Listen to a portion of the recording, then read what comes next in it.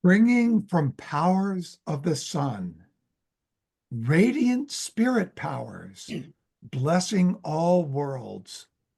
For Michael's garment of rays are ye predestined by thought divine. He, the Christ messenger, revealeth in you, bearing mankind aloft the sacred will of worlds.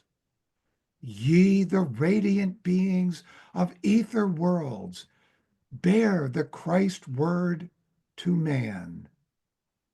Thus shall the herald of Christ appear to the thirstily waiting souls, to whom your word of light shines forth in cosmic age of spirit man.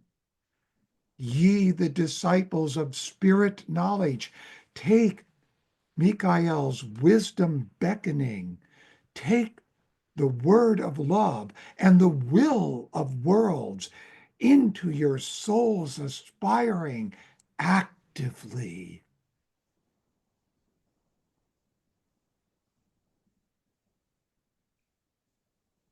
Sonnenmächten entsprossene, leuchtende, weltenbegnadende Geistesmächte, zu Michaels Strahlenkleid seid ihr vorbestimmt vom Götterdenken.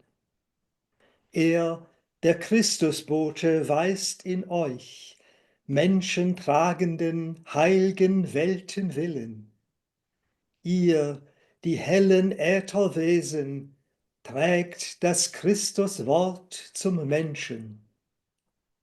So erscheint der Christuskünder den erharrenden, dürstenden Seelen. Ihnen strahlet euer Leuchtewort in des Geistes Menschen Weltenzeit. Ihr, der Geisterkenntnis Schüler, nehmet Michaels weises Winken, nehmt des Weltenwillens Liebewort in der Seelen Höhenziele wirksam auf.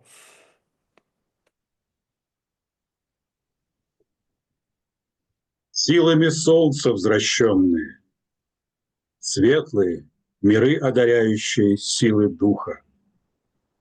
Быть Михаэля лучистым одеянием, вы мыслью Бога определены. Он, Христа посланец, направляет вас, людей, несущую святую волю мира. Вы, светлые миров, эфирных существа, слово Христа несите человеку. Так является вестник Христа, ожидающим, жаждущим душам. К ним лучится ваше слово свет в мировое время духа человека. Вы, ученики духопознания, воспримите Михаэля мудрый знак. Воспримите мира, воли, любовь слова. Действенно, высокий душ цели.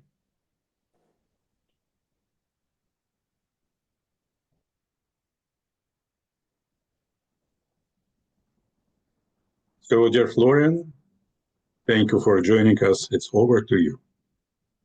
Thank you, Andre, and the work you've done to help put this event together. I'm here in Honolulu, Hawaii, on the island of Oahu. We've got some great weather over here. I know that not everybody is in the same boat. Anyways, this is, I think, an important time to come together to, on the one hand, look back to the past, the present, and also the future of anthroposophy, which originated from the individuality who appeared as Rudolf Steiner. And I wanted to zero in on kind of a red thread that ran through his life. And that comes to expression in the following words: becoming aware of the idea within reality is the true communion of man.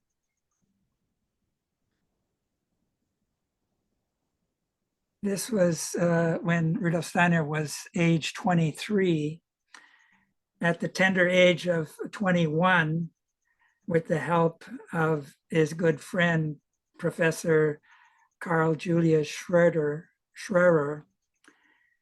he was asked to edit the scientific works of Goethe for the Kirschner edition of Goethe's complete works.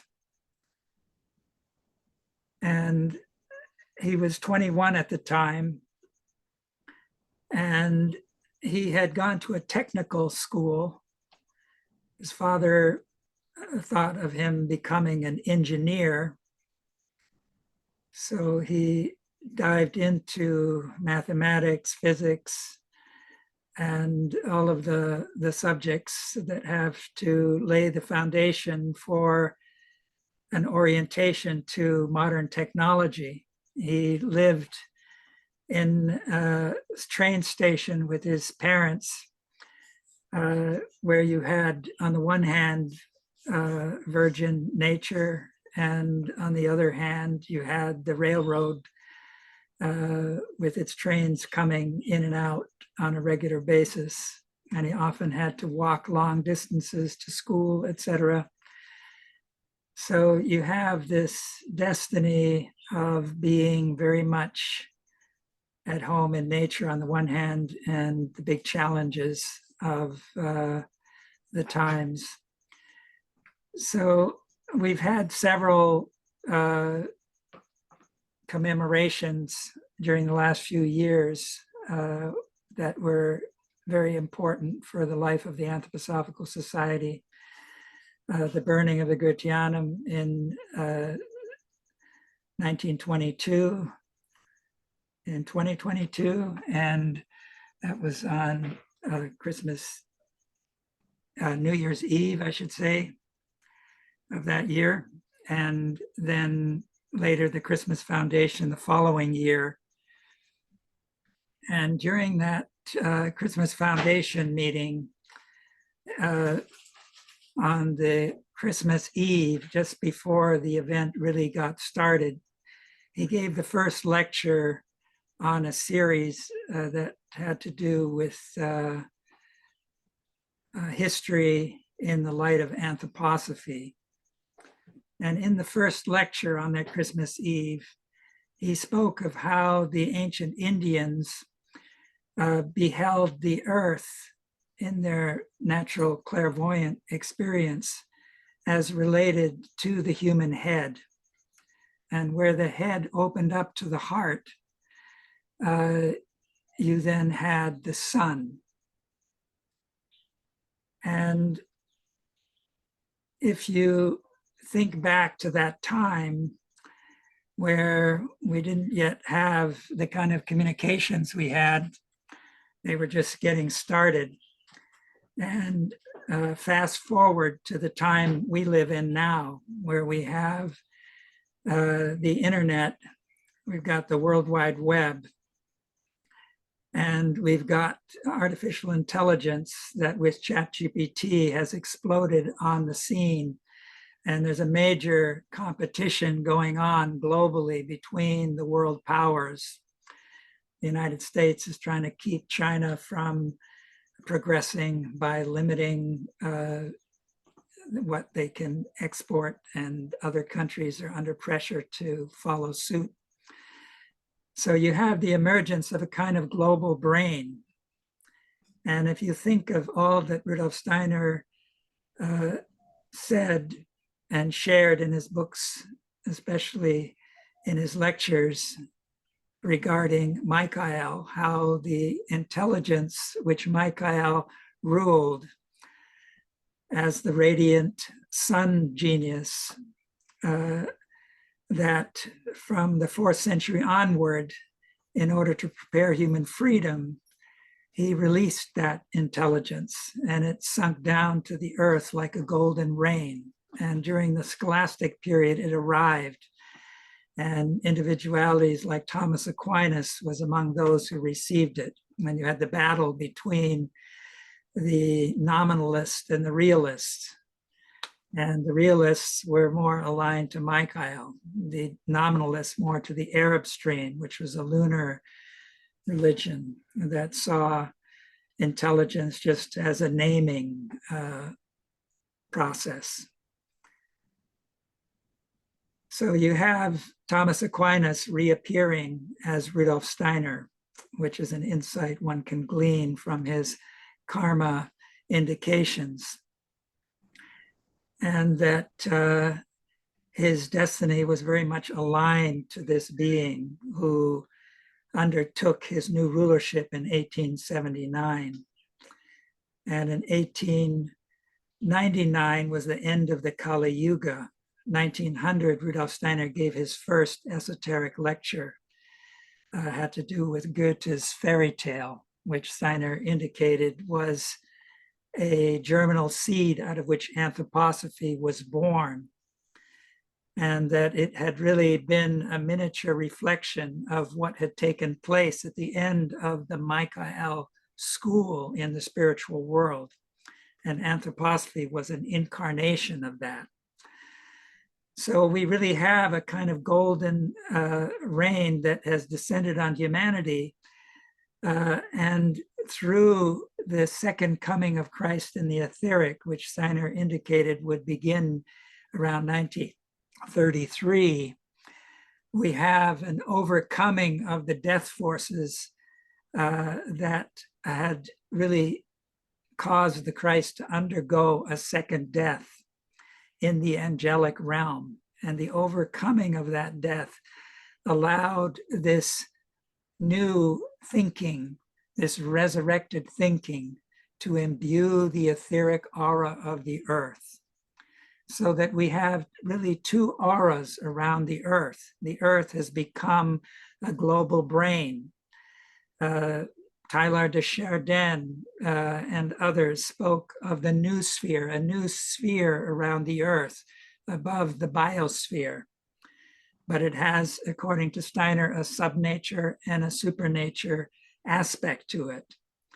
And one could compare it to the book of Revelation, which I've been speaking about. The New Jerusalem is the golden city that's beginning to manifest itself in this aura of resurrected thoughts.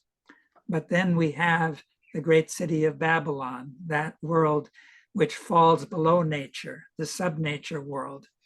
And humanity is in a crisis of choice.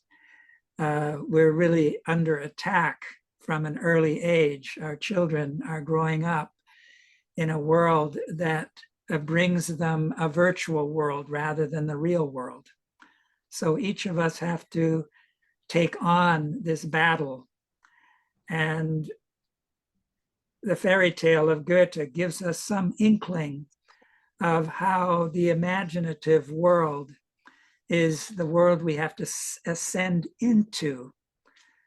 And at the same time, we have to descend into our hearts, because this involves heart thinking. The heart and feeling life is always dreaming, but we have to wake up in that world of dreamy to the archetypal world of imagination. And there we can become aware of the idea within the reality as a true communion of humanity. So this is the great challenge we have ahead of us, that each of us has to meet as a great challenge of our time. But it's only where two or three are gathered in his name, as the Christ promised. For the mystery of Golgotha really is the central event of Earth evolution that gave us the I am. And it's the I am that has to be raised to a higher level in order to commune with Michael, the countenance of Christ, in this critical time that we live in. And it's when we take on that cross, so to speak, that the Christ is with us when we live into the suffering of those around us and expand our experience from being just an individual to becoming a community of individuals that grows ever larger, that encompasses the whole earth and the whole of humanity in what's universally human, so that a new culture can arise. So I want to now say thank you and pass the baton on to the next presenter. Thank you very much. Thank you so much, Florian. Dear Eugene, over to you.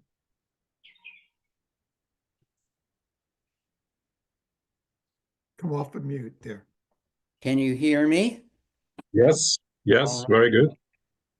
So I'm Eugene Schwartz. I've been involved with Waldorf education for about 50 years as a Waldorf parent, as a teacher of children, as a teacher of teachers, and now I work primarily online, the very thing Florian was just warning us about, and training teachers via my website, iwaldorf.net.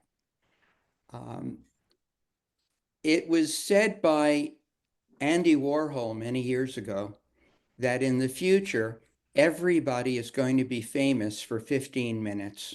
So I thank you, Andre, for giving me my opportunity. I'll try to make the most of it. I want to speak about the Waldorf curriculum in particular, and aspects of it that are generally not thought of when the word Waldorf is mentioned. We think of beeswax crayons and main lesson books and wonderful teacher-children relationships. So I just want to go off on a little bit of a different perspective. It's often said when a teacher at this time of year in particular is being interviewed and perhaps hired to be the new grade 1 teacher, the kindergarten teachers will invite that individual to come to their group, meet the rising first graders, and very often, especially in independent Waldorf schools, will say, yes, that person has karma with this group of children. And that is generally the most important comment made concerning whether that person will be hired or not. And I am going to contend that that is actually a misapprehension, and it is something that is at best half right. No, the teacher does not have karma with that group of children. That won't come until 6th, 7th, or 8th grade. It may not come at all. Those children are relating to one another. And the work of the class teacher is to guide the children to learn how to find their karmic group in that classroom. So the children do not yet have their individual karma. They can't take on that responsibility until puberty, until adolescence. To whom is the teacher relating then? To the parents. It's the parents who make the decision to bring the child to the Waldorf school. It's the parents who drive the child to school every day, and we hope remember to pick him or her up at the end of the day. It's the parents who are talking to the teacher about their child, getting advice, arguing, contending in one way or another. And we might say among the children, the class teacher is godlike, reminding them through the wonderful curriculum of their past life experiences, re-immersing them in the cultures they once helped to form, providing them with opportunities to deal with their unfinished karma from earlier epochs. One sees this especially powerfully in grade 5 when the children learn ancient history. but it's also there in all of the mythologies, in all of the wonderful sagas that they learn in the earlier grades as well.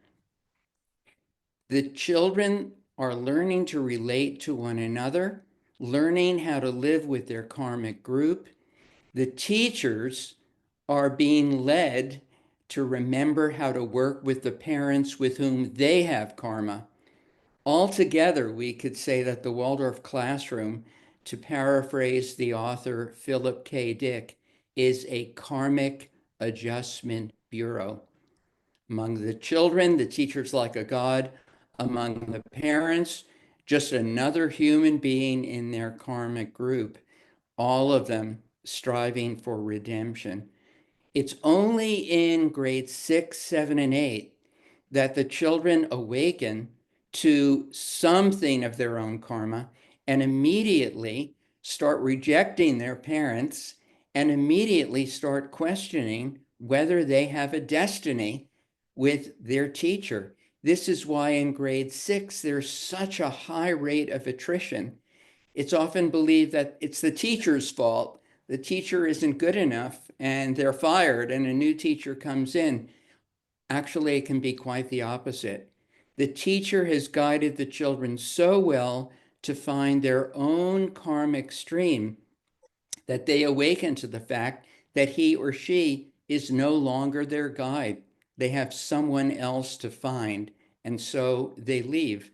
And hopefully new children come and the class is restored to its old size. So this is one aspect of Waldorf, which I think is not understood, developed deeply enough. Another aspect is the fact that after the devastation of the First World War, Steiner recognized that the path to modern initiation could not be the same as it had been in pre-war times, where he would often work in a kind of esoteric school, work with small groups, guiding them individually. Rather, he recognized that initiation had to take a new form. And when Emil Molt asked him the question about starting a school, Steiner could affirm that very quickly and created a curriculum, a methodology, a set of relationships that I was just describing, which would give the teacher the potential for being on a 7, 8-year path of modern initiation. If they could deepen their work with a curriculum, if they could see the lessons that they still had to learn from fairy tales, saint stories, Hebrew scriptures, Norse myths, and so on, this could be a way in which many people could find a path of initiation in our time. But what was important was that they had to remain with that class, that the 8 years was a very important period of time in which they went through all of the trials of the old temples without needing to be in the temple. On the job initiation was possible. This is so neglected in our time in Waldorf schools, and it's a major reason that even in the independent schools, and certainly in the alliance schools, which try to avoid esoteric things as much as they can, teachers are finding teachers, keeping teachers, giving the teachers what they need to find their fulfillment in working with their children, with their parents, with one another. So to think of a modern path of initiation, that entering the classroom is crossing a threshold where for the first time hierarchical beings are engaged in the education of children. It's not the school of Chartres or Plato's Academy or the Egyptian Mystery Center, but it is an extract, a kind of homeopathic concentrate of all of those centers. And today it's directed to the child. via the teacher who, him or herself, is receiving ongoing help from the hierarchical beings, from the gods who are in the classroom. So this is the new path of initiation connected with what Steiner spoke of as the karma of vocation.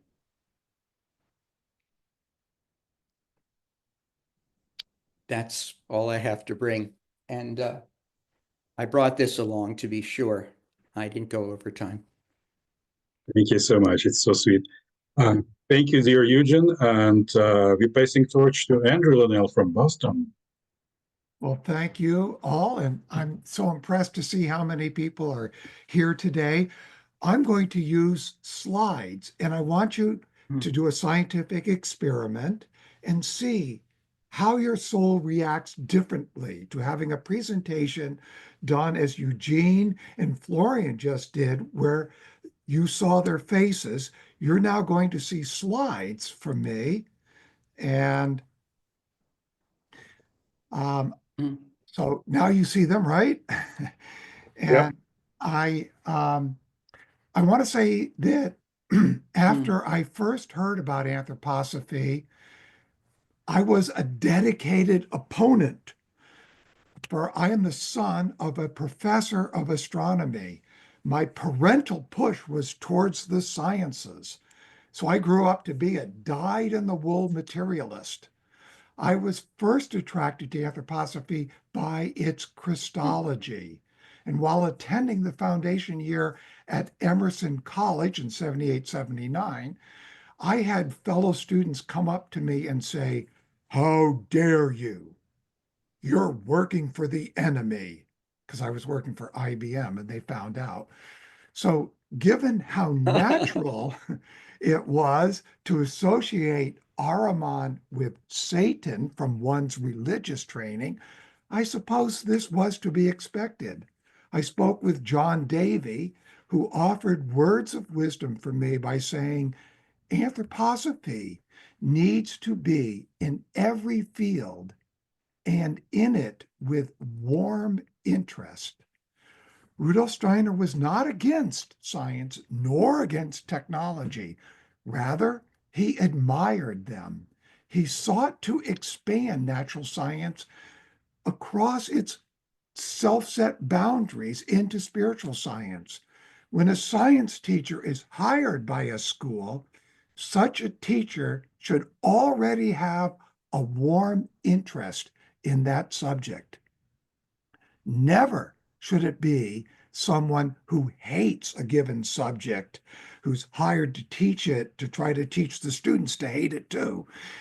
As John Davies said, every field needs anthroposophy working within it with warm interest. Rudolf Steiner could see very well where science and technology were headed in their role in evolution. Steiner foresaw computers and artificial intelligence, calling them machines with an abundance of Ahrimanic intelligence, end quote.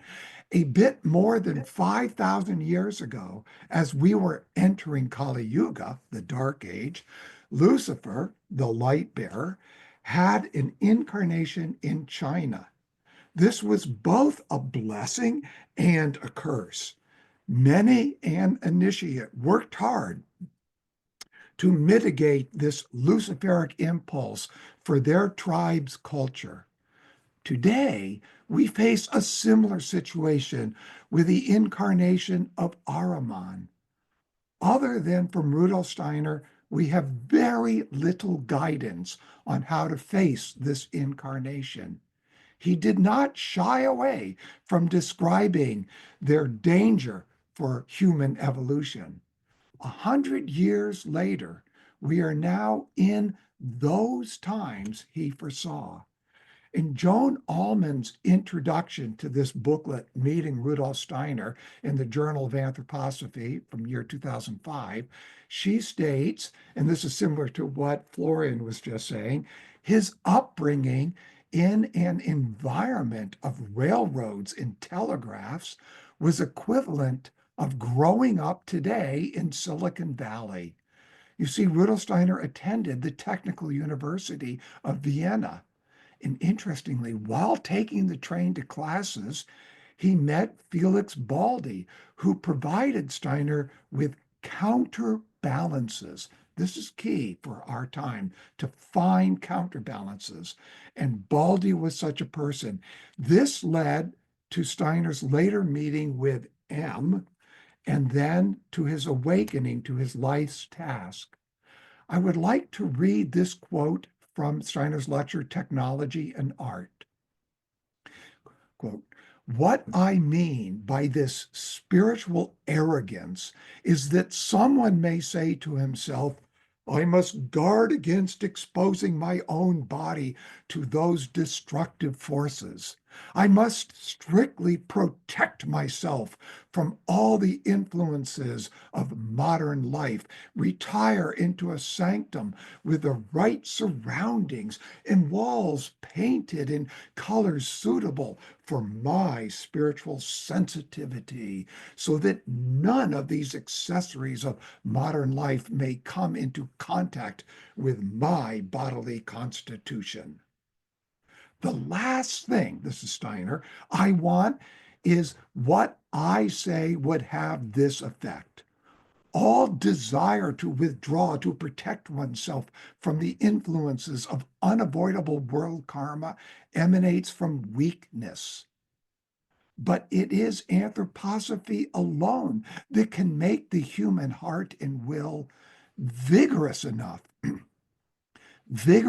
to develop the force which arms and strengthens us in face of these influences. Any kind of advice to withdraw from modern life or to engage in some hothouse cultivation of the spiritual life should never find favor in the sphere of our movement." End quote.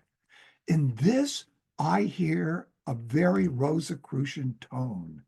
A Rosicrucian impulse meant three things: to be wherever humanity is, yes, even if enmeshed in technology and subnature, to be a healer, and to yearly unite with one's Rosicrucian brethren. Steiner was the herald of the second coming, just as John the Baptist was the herald of the first coming of Christ. So here we are in 2025, 100 years after the death of Rudolf Steiner. How do we know how to proceed, especially with what we're facing? I am the way, so spoke Christ. Christ leads humanity, yet leaves us free. And as Florian said, when two or more are gathered in my name, there I am in their midst. The I becomes we. How does my ego consciousness become a we? Interestingly, social media provides a platform where our normally hidden social evils easily come into view. We need to see these faults if we are to attain our divine destiny to become the spirits of love and freedom. And we are to be strong angelic beings, not wimpy ones. We tend to focus on our human evolution, yet all spiritual beings are undergoing evolution. Two of these are quite important for our evolution, namely Lucifer and Ahriman. It is the Exousiai, or in Hebrew, the Elohim, who are the administrators of Earth evolution. Ahead will be a Jupiter evolution, followed by a Venus evolution, and lastly, to finish everything and then to clean it all up, a Vulcan evolution. So the admins of Old Moon, the Dynamis, want to see their laggards, namely the Luciferic beings, to be caught up in evolution during Earth. Similarly, the admins of Old Sun want to see their laggards, namely the Ahrimanic beings, to be caught up during Jupiter. So, cosmic wisdom, that is the Curiatites, allowed the dynamis to sneak Lucifer into Eden, knowing full well that this would result in a change, a necessary change to the exousiai's plan. Indeed, the exousiai had to bring in Ahriman to balance Lucifer. Ahriman's agreement to participate in Earth evolution required that his minions would one day get bodies with which they could conquer the Earth. Did you hear that? This will be a necessary stage in the Earth evolution and not too far from now. So after the first fall, humanity gradually descended from that spiritual place called Eden towards the physical Earth. This takes place all during and beyond the Lemurian epic. It was not until the middle of the Atlantean epic that humans had a physical body that could stand upright on solid Earth. Before this moment, we had bodies, but like jellyfish, while living in a watery element. And before that, our bodies were of the air element. And before that, we did not yet have physical bodies. Until the middle of the Atlantean epic, we were androgynous beings. So today's procreation began with Seth in the middle of the Atlantean epic, and it will come to an end by the year 5700. No, we do not then procreate humans through the larynx. That waits until Vulcan, when we will be at the level of today's archae. Our time in the physical realm must end relatively soon, that is by 7800. We are to work with two sets of counterbalancing spiritual beings. One, those that Michael drove down into our consciousness in 1879, and two, those supermen Rudolf Steiner called Vulcan beings. There will be some humans who are unable to consciously leave behind the physical body, the physical realm, and enter life into the etheric. They will then become part of those who go through the second fall and take a different path of evolution known as the eighth sphere. Redemption for these humans will remain a possibility, for they will join Jupiter evolution when it recapitulates Earth evolution.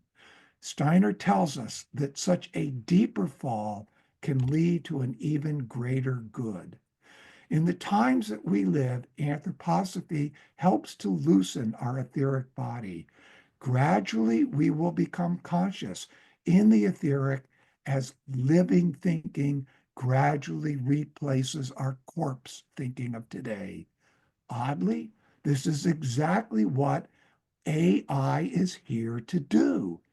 Yes, it does carry the danger that one will slide down into lazy, dead thinking, but it also offers us the ability to live in a future world wherein more and more dead thinking will need to be done for each individual to be present.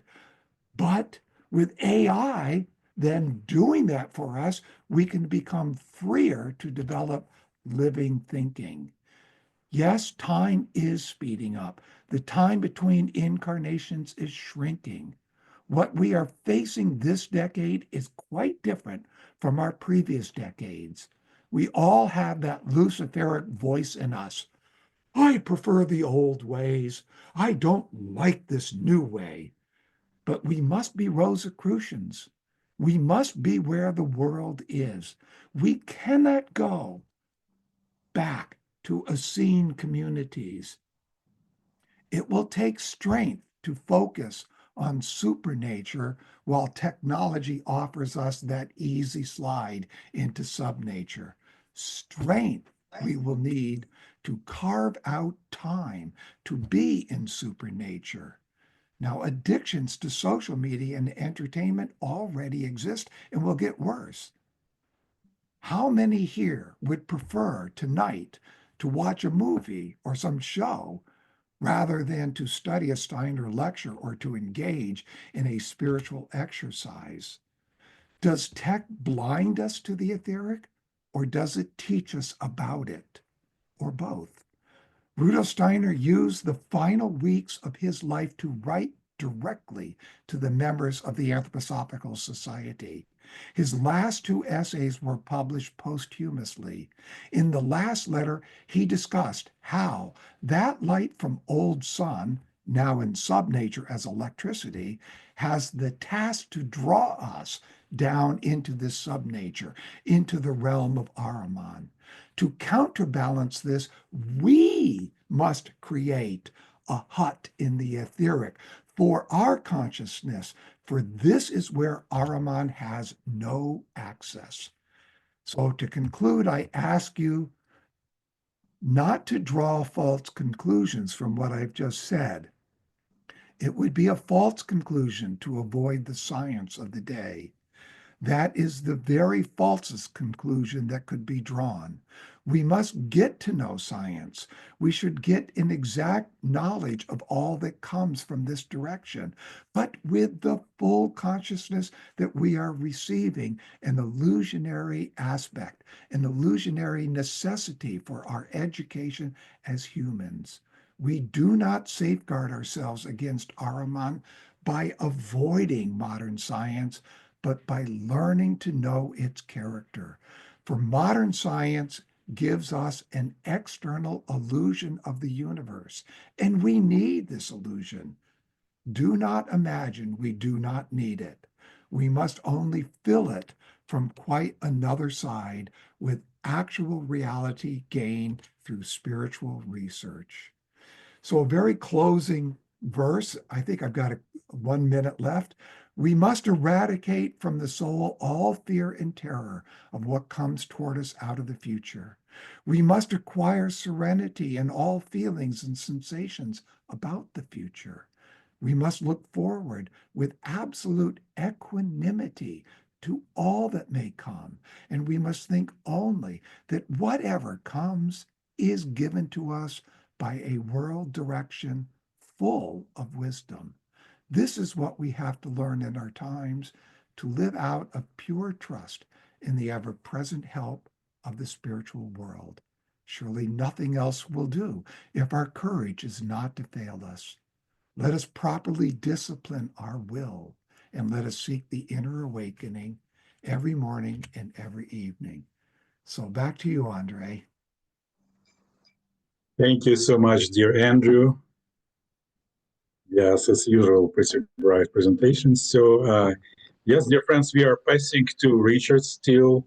And Richard, she's speaking from Berlin. Richard, you are muted yet. Please unmute your machine.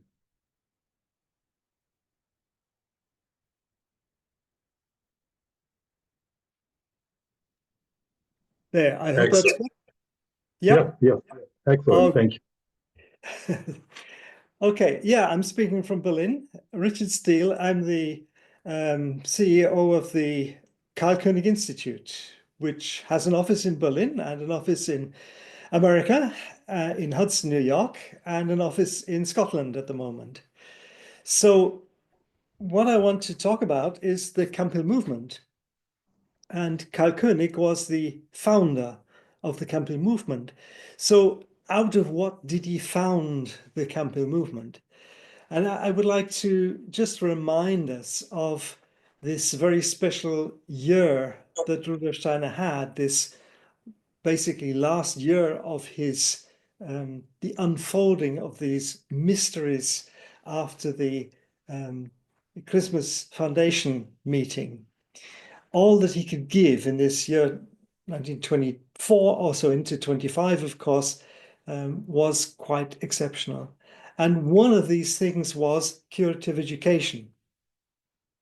And I'm astounded again and again to remember that in actual fact, this wonderful course he gave on curative education was, outwardly speaking, given for 3 young people who began with curative education in the eastern part of Germany in 1924. And they asked him for help, and he was so keen to do this. He traveled directly from the agricultural course in Kobovitz to see the children that these people were working with, to give them advice. And out of that came then 1924, the Curative course. It is quite special. And it is, in actual fact, let us say, a book of schooling into reincarnation and karma. That is the underlying theme that goes through all these lectures. How do we observe the human being, human nature, human difficulties in order to find a path towards the situation of incarnation of the individual and be able to heal, to help this path of incarnation according to karma. It's something very special. And of course, we can't imagine that this course was given for 3 young people. It was, of course, given very strongly towards the future. And I very much believe that we're just beginning with this future now, at a point where all that is developed out of the curative course, the curative education centers across the world, the social therapy centers, the village communities, what they are called all over the place, the workshops that have been set up for people with special needs, and so on and so forth. That is in a very difficult situation all at the moment across the world, particularly in Europe and America. Huge challenges to what has been developed over the decades. We can practically say over 100 years. And there we sit at this point now, and I think that's the reason we are together this evening. That's the reason for celebrating 100 years of Rudolf Steiner, because 100 is the beginning of a new phase. It is 3 times 33 and a third. And after this 3 times 33 and a third, something new can arise. We can reconnect to this original impulse in a new way. And I really believe this is what needs to happen, particularly with this curative impulse. Leave it at that at the moment, a curative impulse. Of course, there was the unfolding of anthroposophical medicine at the same time, education, of course, the Christian community, so much that was happening, as I say, agriculture, of course. And in the center of all this little seed, these 3 young people, who, by the way, didn't necessarily get on with each other so very well. And so this little seed that Rudolf Steiner visited in Jena didn't live on so very long physically. But a movement evolved out of this, which has come now over 100 years to this very particular point of today, where I think everyone working in this field realizes something new needs to take place. We need a new perspective.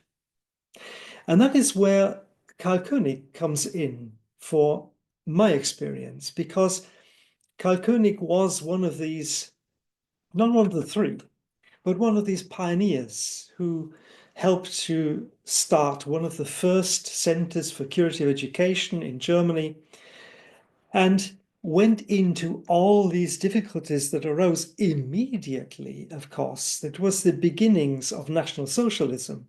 It was the beginnings of the dangers towards anyone who was different in any way. I'm very careful what I say, of course, at the moment, but you can see how strongly that connects to where we stand today, in today's world.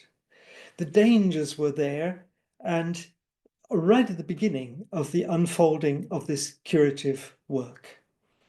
And I think we can't understand it any different that Rudolf Steiner knew this seed would have to be there, because with certainly at the latest 1933, not only is a new connection to the Christ being coming about. Not only is a new connection to the etheric world, but it is this depth of danger and destruction which appeared at the same time. The sun demon reared its head exactly in this time.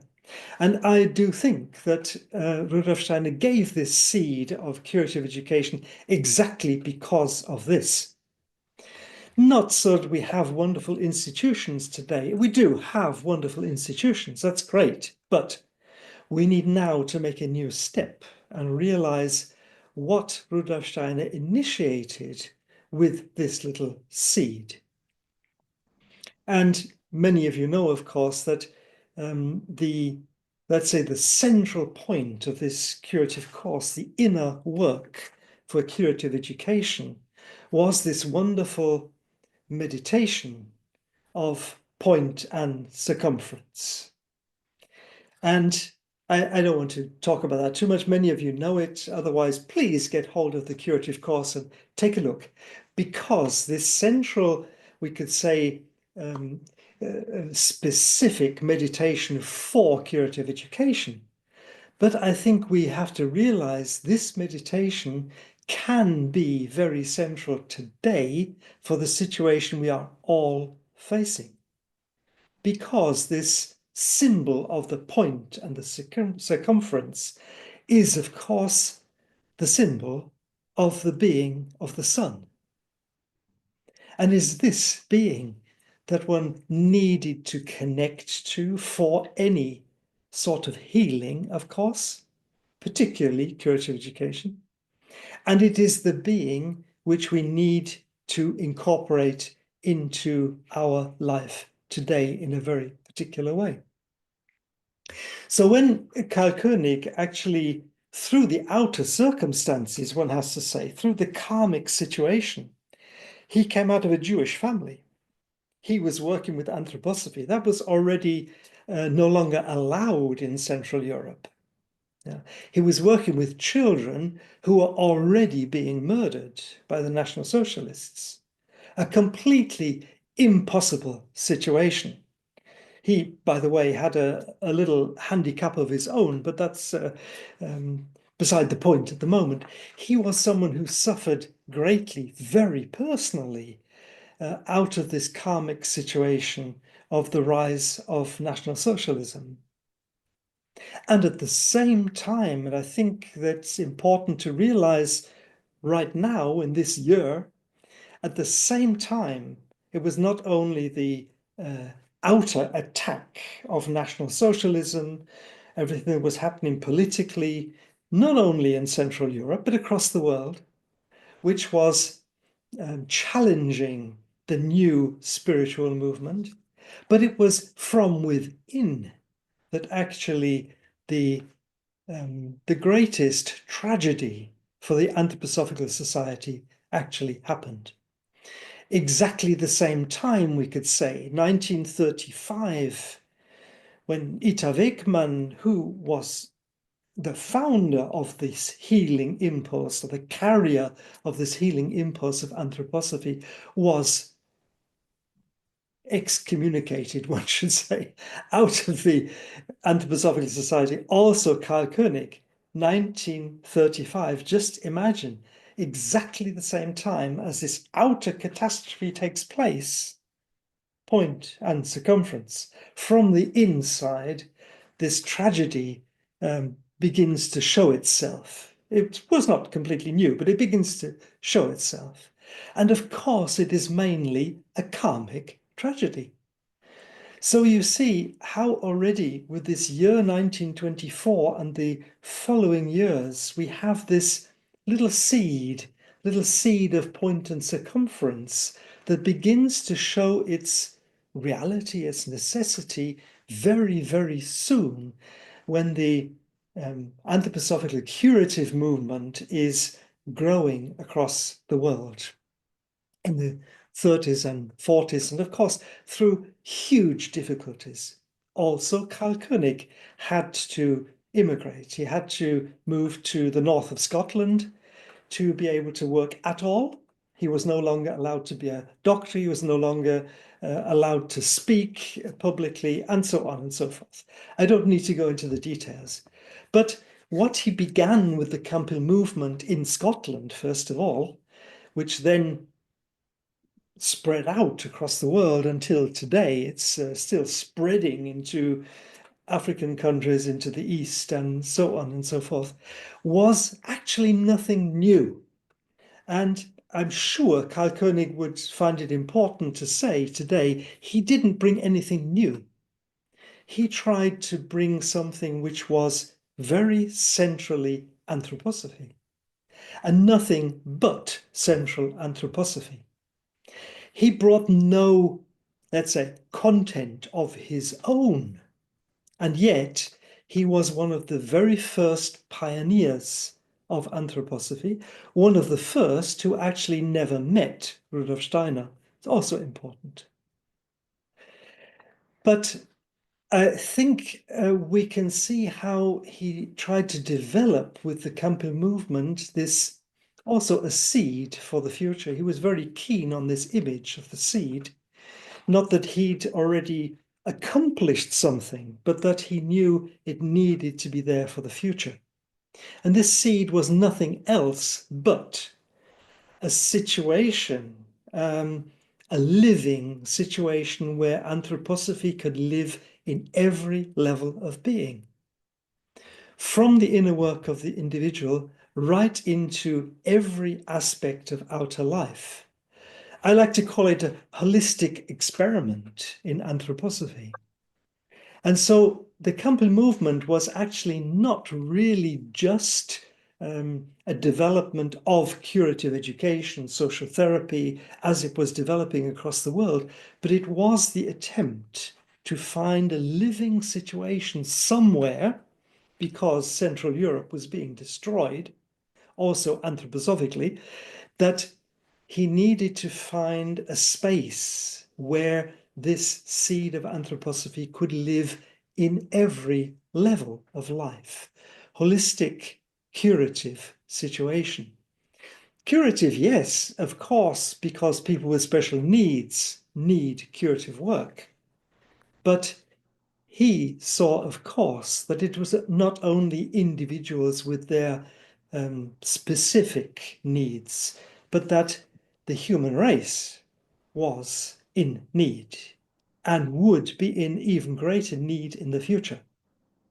So this would be a very big theme to look at, but his hope for the Camphill movement was it would not remain a movement for curative education and social therapy to look after specific special needs in society, not to build schools with special education or village communities with workshops. Yes, wonderful, as the ground for something much, much larger and more important for the future, because humanity is in need of this healing impulse. We see it in education everywhere, that more and more we need to turn to special needs, because every human being brings special needs. And our world is living in a situation of special need, more and more. So this impulse that Karl Koenig wanted to lay as a seed into the north of Scotland, first of all, and then to hope that it would grow across the world, was something which was thought of as something much more than just curative education.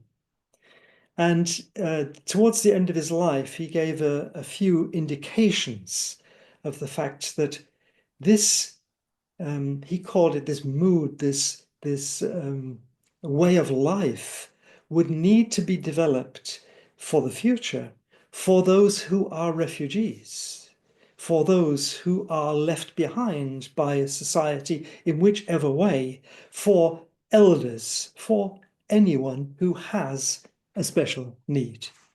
And so the Camphill movement has taken on various aspects of this work, but we are very much in the beginning.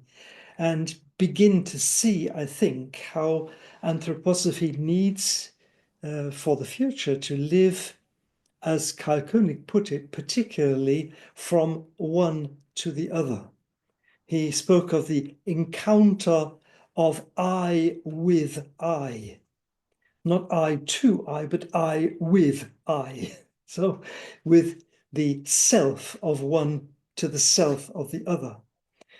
That is where he saw this seed evolving for anthroposophy of the future as a healing impulse. And I think we can realize that not only the tragedies of history, the tragedy of the Anthroposophical Society at the time, but the tragedy of our time needs a healing impulse, needs anthroposophy as healing impulse. And so this holistic situation that Koenig tried to build during the Second World War in the north of Scotland was also he also called it an experiment for the future, where something could begin to show itself as a way of allowing anthroposophy to heal the contact from one human being to the other. So, as I say, one could say very much about this, but we can see how important it is today, I think, when the word of inclusion becomes so very important. We talk about including people with special needs. I think we have to be aware that we need to include every human being, not just people who have specific special needs, but every human being has a special need to become individuality. That is a special need. And so these people who we have called people with special needs in the past need more and more to become our teachers. That was what Karl Koenig began, that the person with special needs was in actual fact a teacher for humanity of the future, to teach us to help each other, to be teachers of love from one human being to the other. And in actual fact, we can say, in addition to the medical movement, where we can deal with substances, we are in curative work the substance ourselves.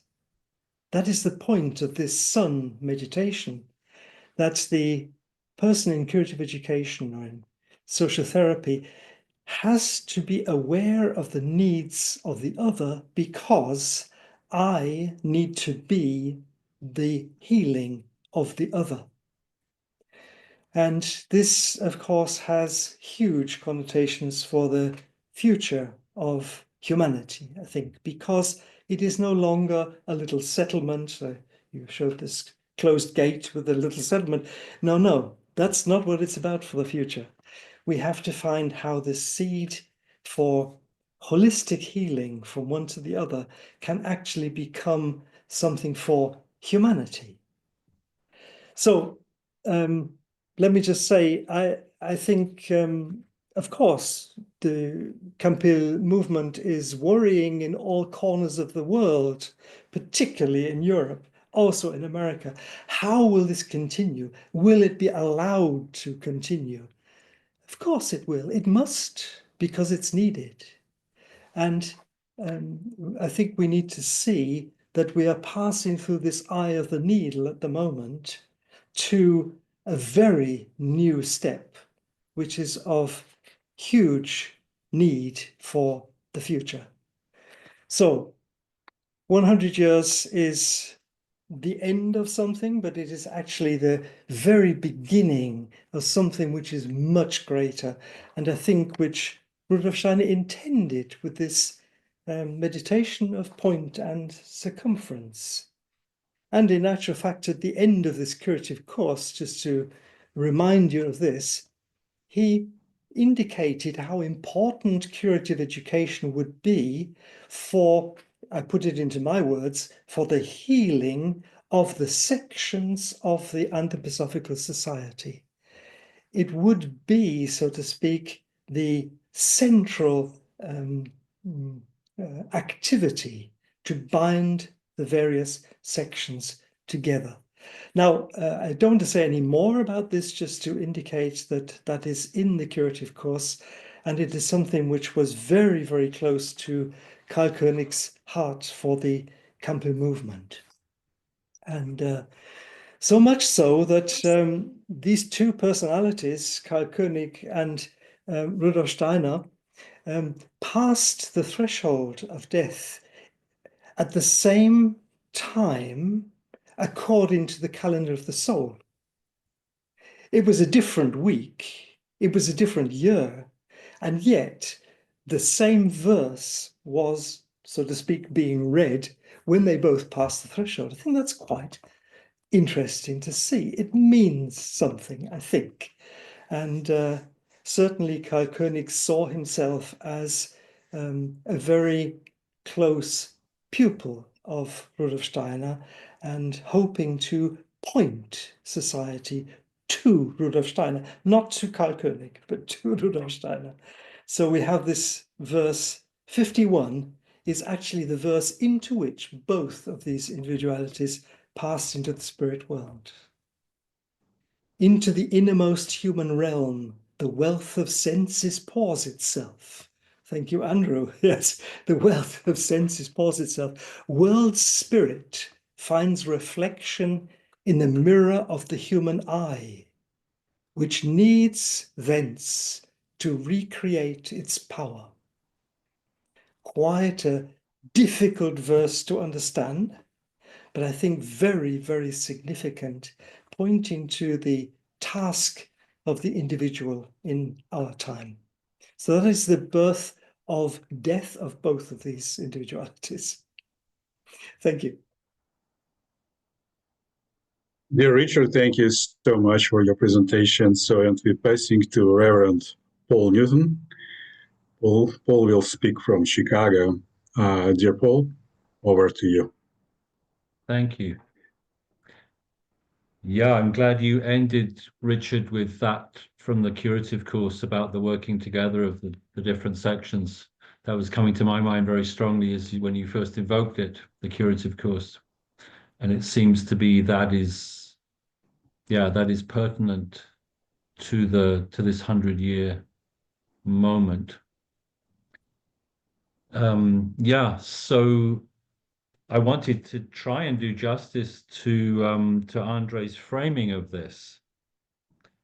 Rudolf Steiner, the influence he's had on the world and what we do in living cooperation with our teacher.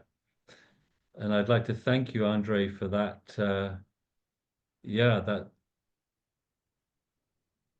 The opportunity to ask myself, well, what do I do in living cooperation with my teacher? I can read Rudolf Steiner from 100+ years ago, but yeah, how am I related now? So at the very ending of the founding days of the Christian community in 1922, the anniversary that we celebrated 2.5 years ago,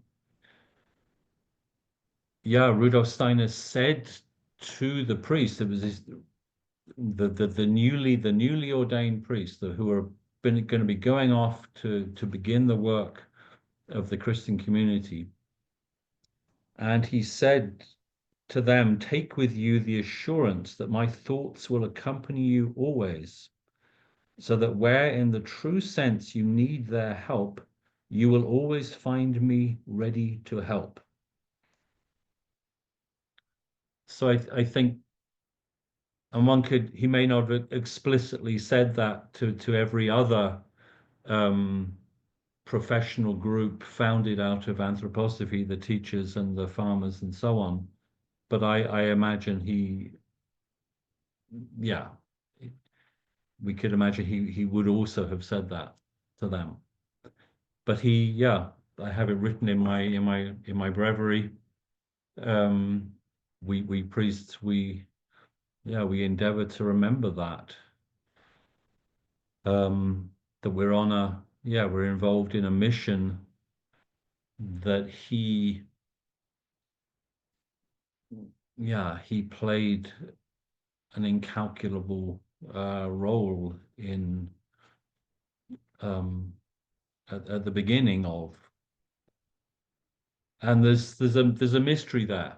Rudolf Steiner, Anthroposophy, and the Christian Community Movement for Religious Renewal, because, as many of you are probably aware, Rudolf Steiner stressed repeatedly to the mostly young people in the process of taking the steps towards what became the Christian community.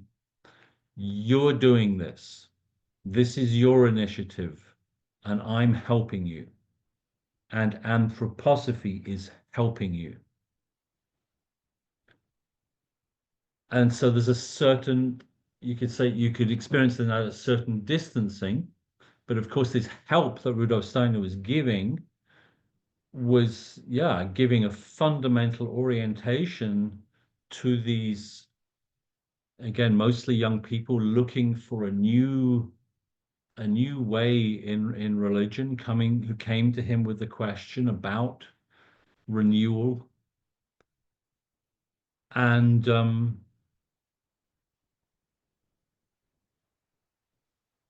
and he gave an orientation to them, and he brought our liturgy. He went to the spiritual world, and he brought down, I think he even described as praying down the liturgy of the sacraments and rituals of the Christian community.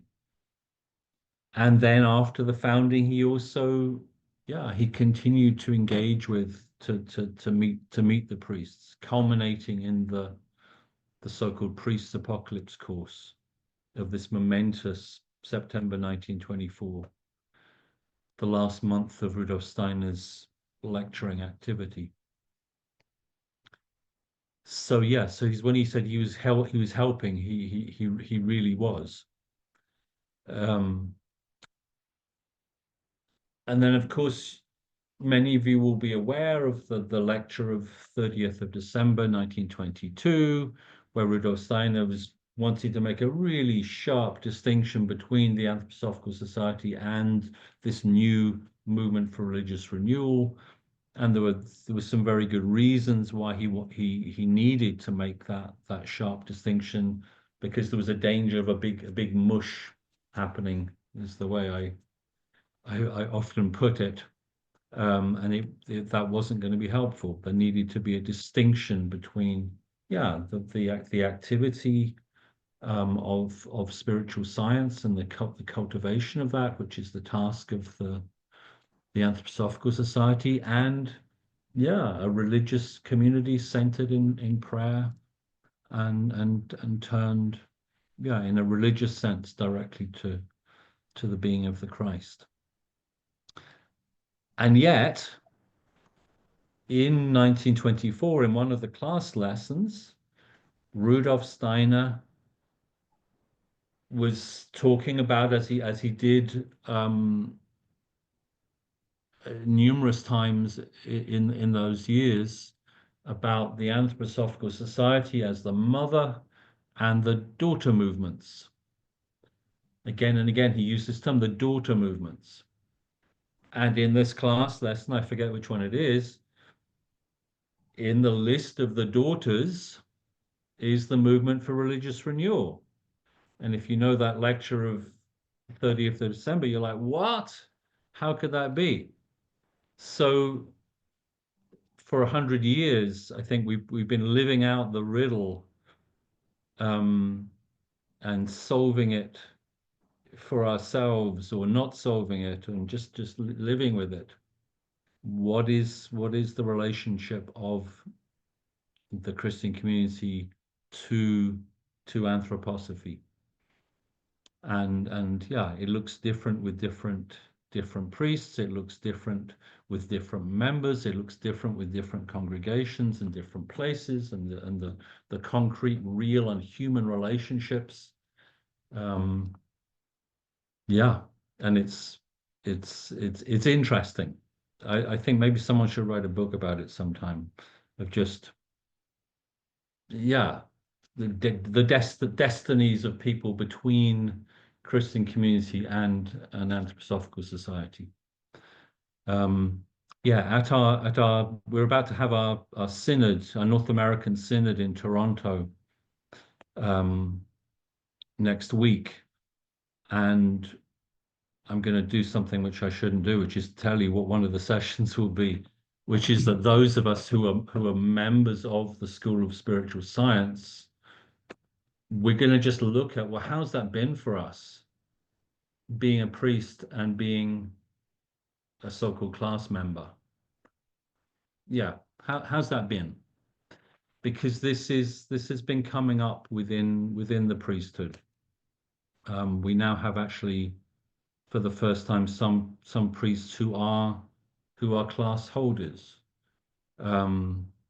which had been a sort of unwritten law that you know that shall not be.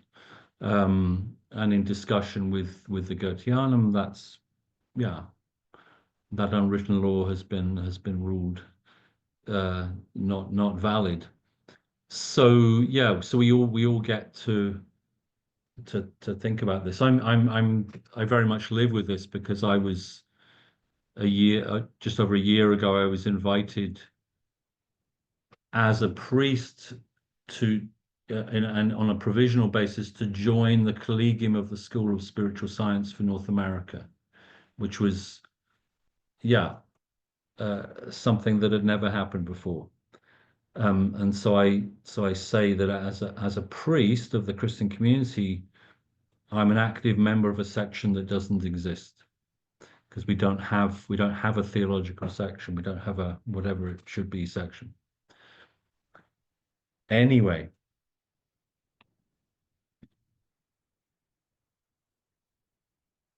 yeah, at the center of I feel so honored and so grateful to Rudolf Steiner for what he did bring, this renewed mass, the consecration of the human being, as we now call it in North America.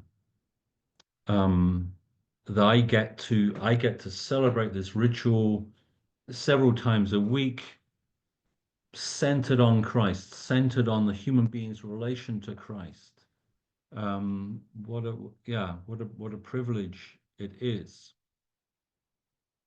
When Rudolf Steiner first was in the process of the founding, he again and again he referred to the new ritual as the renewed mass. So he's sort of relating it to the Latin mass as a sort of a metamorphosis of that which had been in the 20s, was still for another 40 years. That was going to be the Catholic Church's ritual still, in the Latin. And yeah, we can actually see in Rudolf Steiner's destiny, you could say the spiritual world actually prepared him to be someone who could do this, bring this metamorphosis of the mass. He was brought up Catholic, but with this father who was a skeptic, and so he has both sort of intimate relation to Catholicism and a distance and an immersion in modern science and so on. And then, yeah, in the years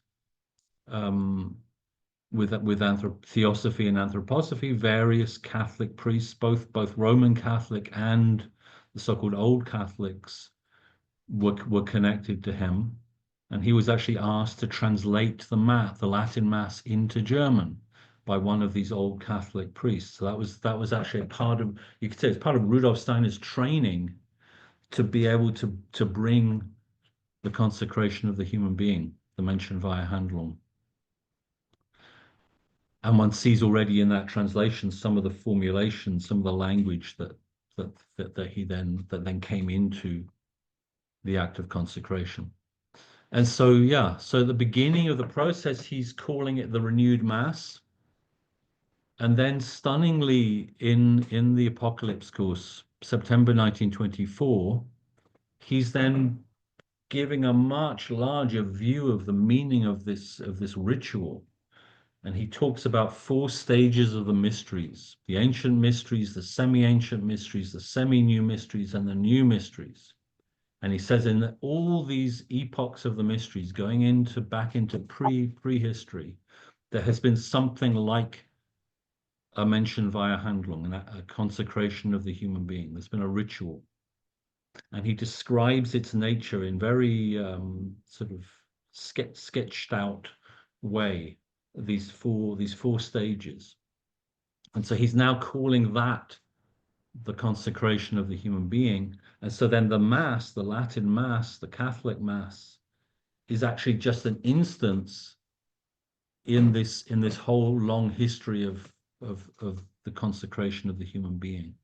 And so it's actually it's both a larger picture, but it's also a reversal, that initially we're renewing the thing from the past, and now the thing from the past is seen anew from our present vantage point, with this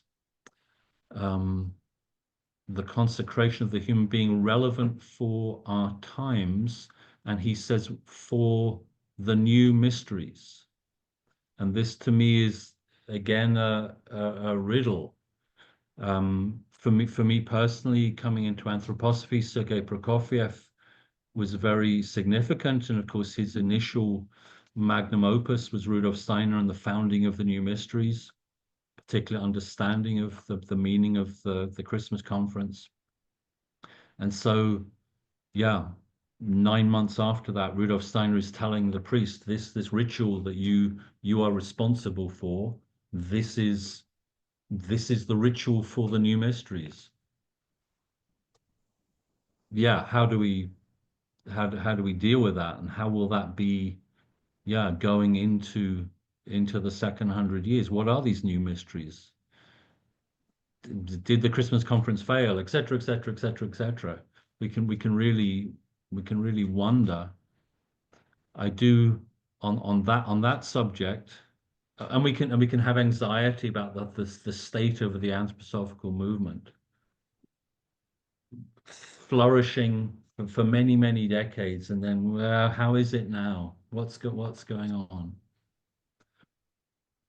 And I think that, we can say these new mysteries are, one of the things they are is Christian, and implicit in that which is Christian is death and resurrection.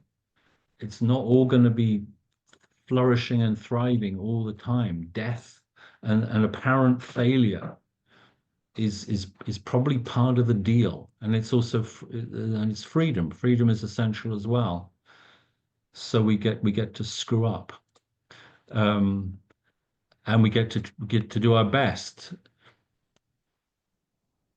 And so in these lectures where he brings to the priest this widened concept of the significance of their central activity, with the consecration of the human being, he says we're now in the time of the priesthood of the I, of the Ich. And he relates these past epochs to the astral body, to the etheric body, to the physical body, saying now it's the I that matters. And so I'd like to just finish by actually coming back to, and I just realized this like 10 minutes before we started, having said that Rudolf Steiner would be there to help, he said, he concluded, these are the words that I now impart to you in conclusion, as you begin upon the way to your mission, chosen by yourselves, willed through the power of Christ. And I think that's an expression of this priesthood of the I, this yeah, mission willed by yourselves. You're doing this because you want to do this. And I think he says that to the priests, but I think that this is a characteristic of what we could call the new mysteries, and applies to, yeah, to all the different expressions.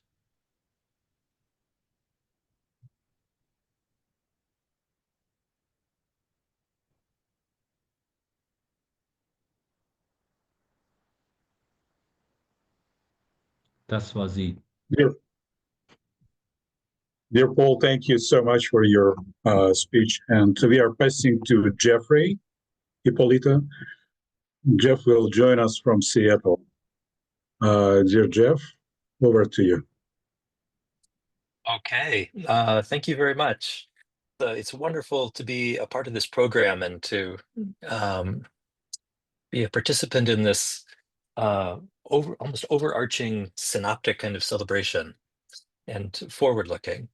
I can't help but notice as I look at the list of topics that there's only one that the topic is a single person, and that's my topic, Owen Barfield's. All the others are movements of one sort or another. And that's fitting in a certain way because Barfield is himself in his own person a kind of movement, I think. And one that we haven't caught up to yet or really gotten a good view of. I should say that just a bit about myself, that I've been teaching in Waldorf high schools in the Seattle area for the last 15, 20 years, something like that. And last year published 2 books about Barfield for academic audiences, and have finished a third for an anthroposophical audience, and I'm going to try to find a publisher for that. But so in any case, that's just a bit of, and I'm the chair of the Owen Barfield Society as well, so just by default.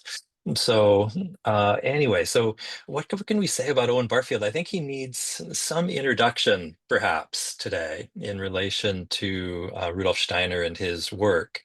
Barfield was the author of many books. Probably some of you are familiar with Saving the Appearances, his most famous book. Worlds Apart is another that is pretty well known. An Ancestral Voice is a well-known one, I think, in anthroposophical circles. He's much more than that, though, which is why I say that we, even today, even in an anthroposophical group, I'm not sure if we really know who he is.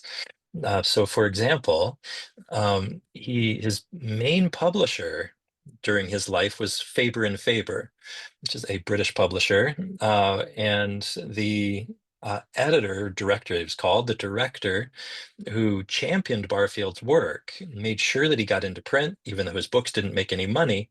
That was T.S. Eliot, who won the Nobel Prize and is maybe the most famous poet in any language in the 20th century. Enormously famous, and he was a huge champion of Barfield and his work. He said that he sent a letter to Barfield near the end of his career as a publisher. T.S. Eliot sent a letter to Barfield saying that publishing Saving the Appearances, which he had done 5 or 6 years earlier, was one of those things that made him proud to be a publisher. Sent in that unsolicited letter, this world famous man of letters. Within Faber and Faber, there are internal communications around some of Barfield's books, like Worlds Apart, where Eliot is saying, he's arguing with the other directors, saying, I know his books don't make money, but I believe in his work, and I think he will make his mark in the end, right? Things like that. Incidentally, Barfield also got him to publish Aaron Stollers's book, Man or Matter, which some of you may know also. So that was originally published by Faber and Faber. He even got Eliot to agree to participate in an anthroposophical conference around the work of Goethe. Eliot had to back out because of his health. And near the very end of his life, Eliot was very interested in anthroposophy. I'm sure that's all thanks to Barfield, and the way Barfield can be very persistent. And he did the same to Walter de la Mare, who was another very famous poet back in the day, and a very good friend of Barfield. Right. So Barfield is an anthroposophist, and I'll say a bit more about that very soon. But he's much more than that. And to get a full view of him, we have in the person of Barfield, someone a little bit, I think, like Joseph Beuys, the artist, someone like Andrei Biely, the Russian novelist. The main prize in Russian literature for fiction is named after Andrei Biely. Barfield, so he has his own independent stature.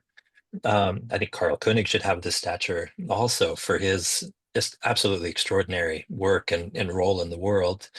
And I think Barfield should have that also.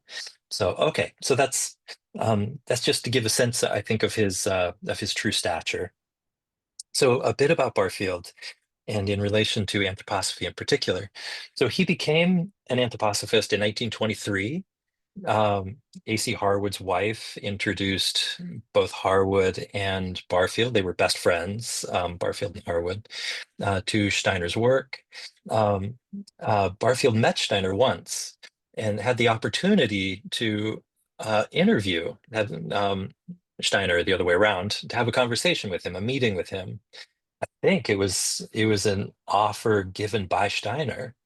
At least in one account, the description of their meeting is that there was a look of recognition passed between them. Make of that what you will. And Barfield turned down that opportunity because he saw that Steiner was tired and he didn't want to, add to his workload essentially. So he declined.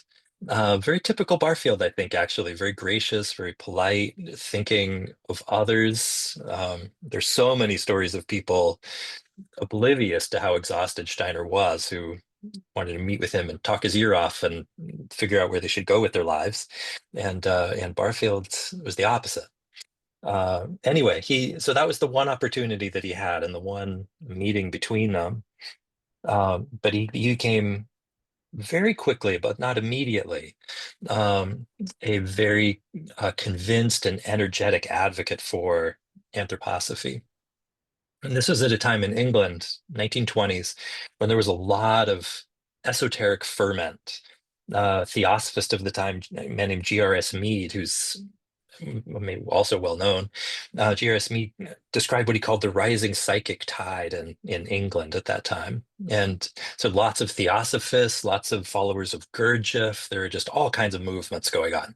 And Barfield had no interest in any of those and became interested in anthroposophy because of Steiner's philosophical writings. Barfield is an extraordinary clear thinker. He's very suspicious of people who are speaking on spiritual topics, but whose thinking is muddy, too much driven by a kind of random feeling life, kind of a half-conscious, dreamlike experience. He has no interest in any of that.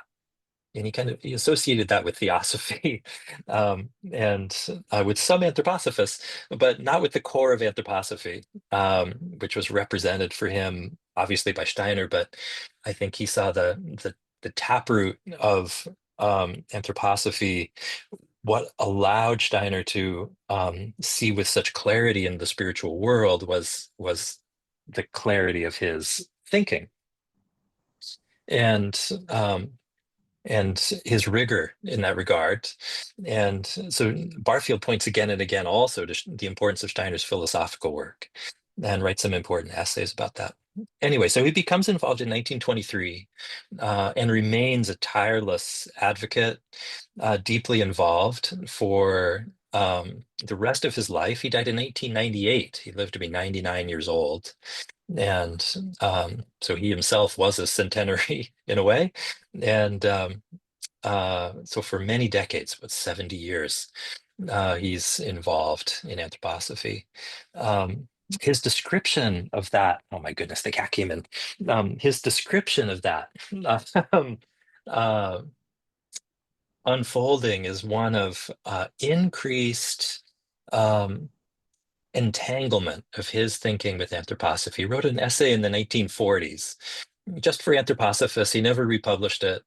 And he describes how initially he could tell the difference between his thinking and Steiner's thinking, what he was doing, what Steiner was doing. And he says, the more you involve yourself in anthroposophy, as time goes by, you realize you can't tell the difference anymore. It becomes so grown into your whole way of being that what your thinking is and what anthroposophy is are, they're not indistinguishable, but they're inseparable from each other. Okay, so what is his, I thought I would, I should also say he became a lawyer. And so part of his work on behalf of anthroposophy was that he was legal counsel for the British Anthroposophical Society for decades. He was on the board of the British Anthroposophical Society for decades as well. He was instrumental in the creation of Forest Row, or I'm sorry, not Forest Row, Michael Hall and Forest Row, which I think, but somebody can correct me if I'm wrong, I think it's the first Waldorf school in the English-speaking world.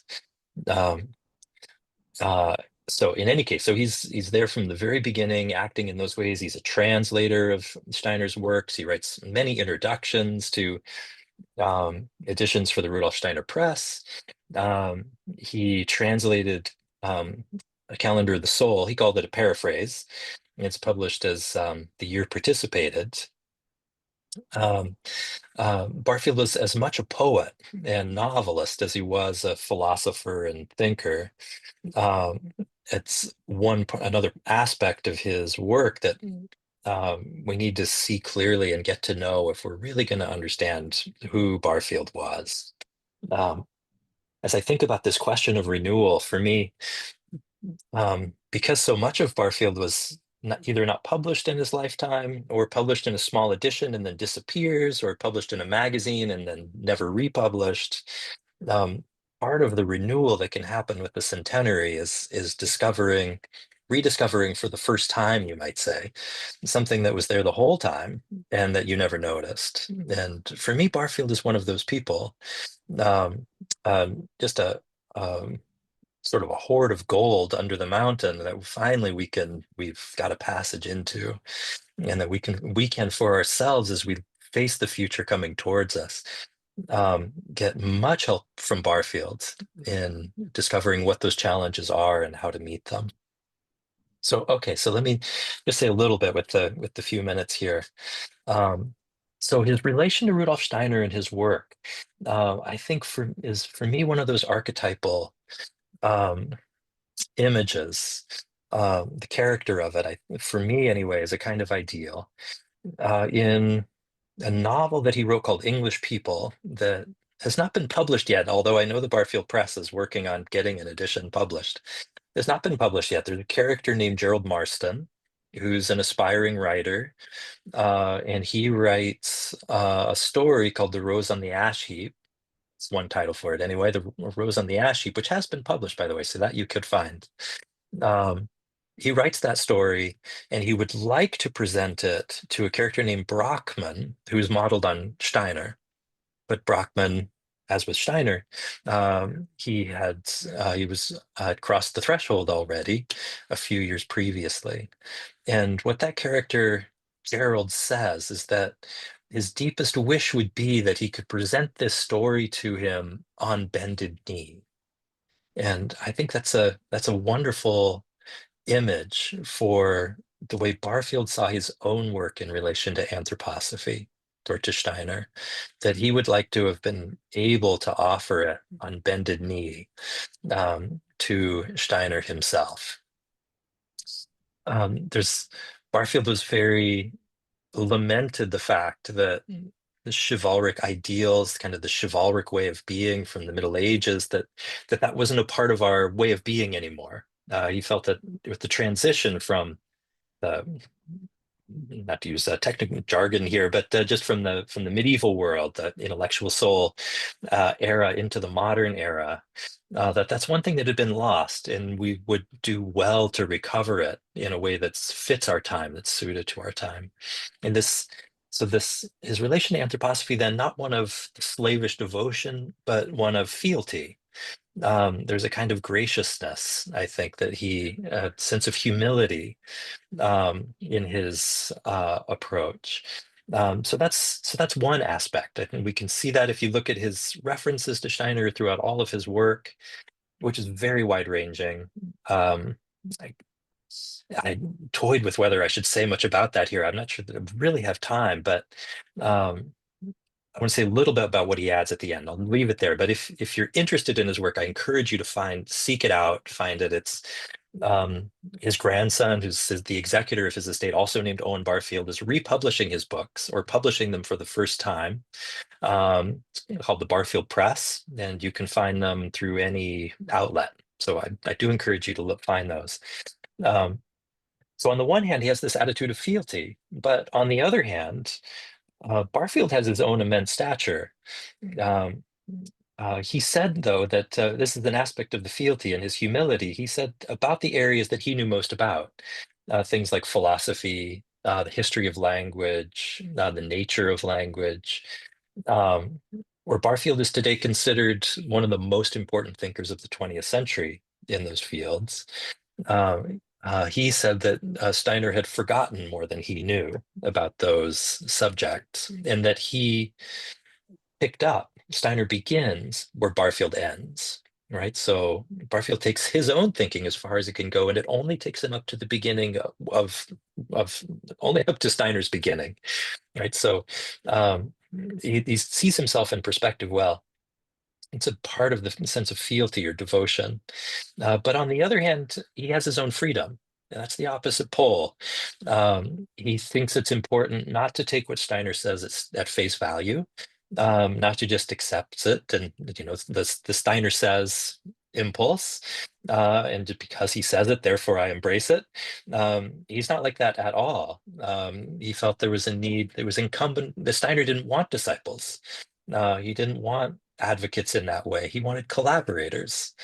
He wanted people to take up impulses and develop them, to continue to test them, and so on. And he saw himself as doing the same. So, for example, he says that at one point in one interview, he says that he's tried to confirm as much as he can of what Steiner's done, and he doesn't find anywhere that disagrees, except maybe with what contemporary geology is saying about the separation of the moon from the Earth. Right, so that was in 1980 or so, something like that. So he's really trying to do it, and he sees that as an important part of the anthroposophical impulse and what it is to be an anthroposophist, that one must remain in one's own intellectual life and one's own spiritual development. One must remain free, right? So there's fealty on the one hand in his way of working with it, and freedom on the other, and that those form a polarity with each other. And so how can we remain within the polarity? Okay, so that's Barfield's practice of being an anthroposophist, which is for me a kind of ideal or archetype. And then one last thing. I know there's been a lot of talk today, but I just want to give you one last thing of on where Barfield extends or develops Steiner's own work. One of them is in his insistence. Well, his description of our modern age, Barfield's, is that we're suffering from what he calls the sin of literalism. And he says that's the besetting sin of our time, and it underlies the materialism, reductionism, nominalism, on and on and on, that infect, you might say, all aspects of our culture, that affect our ways of relating to each other. I'm my own separate entity over here. You're your own separate entity over there. That's an aspect of literalism. How do you build a community if that's the way you're viewing each other? There's God over there. Here I am over here. Even God is a literal entity. There's an unbridgeable gulf between us in the end. Now that's a form of literalism that afflicts us. So Barfield insisted that we need to overcome this sin of literalism, that the literal itself is a kind of fiction. And he was sure that that Steiner agreed with that, but that he doesn't necessarily flesh it out in the same way that might be helpful for us. And Barfield's work as a poet, I think, is enormously helpful to him here. He writes some brilliant essays, for example, an essay called The Meaning of Literal, where he shows philosophically that the literal is a fiction, that if you take the idea of the literal and push it far enough, it turns into a symbol. That in fact, all so-called literal objects are actually symbols, which means that they have multiple meanings. They're polyvalent. That we are ourselves, each human being is a symbol in that way. We are ourselves polyvalent. That the spiritual world is polyvalent. Everything is both and, not either or. And he felt that Steiner himself should be read that way. He said that his experience, one thing that led him to anthroposophy, was that when he read Steiner's works, including the lectures, that it was all like poetry to him. He felt like he was reading William Blake. They were very similar experiences. And okay, what's that about? Well, the reason for that is that for Steiner also, there's no such thing as a literal, dead, inert, fixed object. Everything is in relation to everything else. Everything, for the literalist, everything is surface all the way down. And for the symbolist, if you can put it like that, everything is depth, right, all the way up. And that's at the heart of anthroposophy as a worldview, as a cosmology, you might say. So comes into his spiritual practice. He meditated every day on the prologue to John's Gospel. I have here actually his copy of Soul Calendar. Let's see this very, very old edition. Whoops, cat wants to play. Very old edition of it. It's even falling apart. It's kind of crumbling. It's used so much. You can see here. Oh gosh, it's really coming apart. Oh my goodness. You can probably see some pencil notes on there, perhaps. They're throughout this very ancient, I'm not sure what year this was published, but yeah, in any case, it has his penciled notes. I'm looking for a page that really has a lot. Well, here's a handwritten within it, tucked within it, folded, some notes on it that he had. He used it, meditated on the calendar of the soul throughout his life, right, for decades. Yeah, anyway, so there's a picture of Barfield's. He is, for me, kind of the patron saint of Anglophone anthroposophy, that if we're looking for who in the English-speaking world is a representative, at least of the Platonic stream of anthroposophy, we're not going to find anyone who's a better model and a better guide into the future than Owen Barfield. Yeah, thank you so much, Jeff. And we're passing to Ezra Sullivan. Ezra, are you here? Yeah, I'm here. Okay, go ahead. Just, start, please, your video. I will. Oh, you can see me, right? My video started. Oh, yeah. Okay, thank you. Thank you. Yeah, thank you so much, Walter Alexander and Andre Onigan, for this invitation to share on this day. And, how can we agree, or how can we share this anniversary together? I think it's an interesting question, and I'm glad there's so many circles and so many ways that so many people are sharing this centennial anniversary together. I'll first share, my name's Ezra Sullivan. I'm currently in Spring Valley, New York at Threefold Educational Foundation. I was a farmer for 12 years, biodynamic farmer in South America in the Pacific Northwest.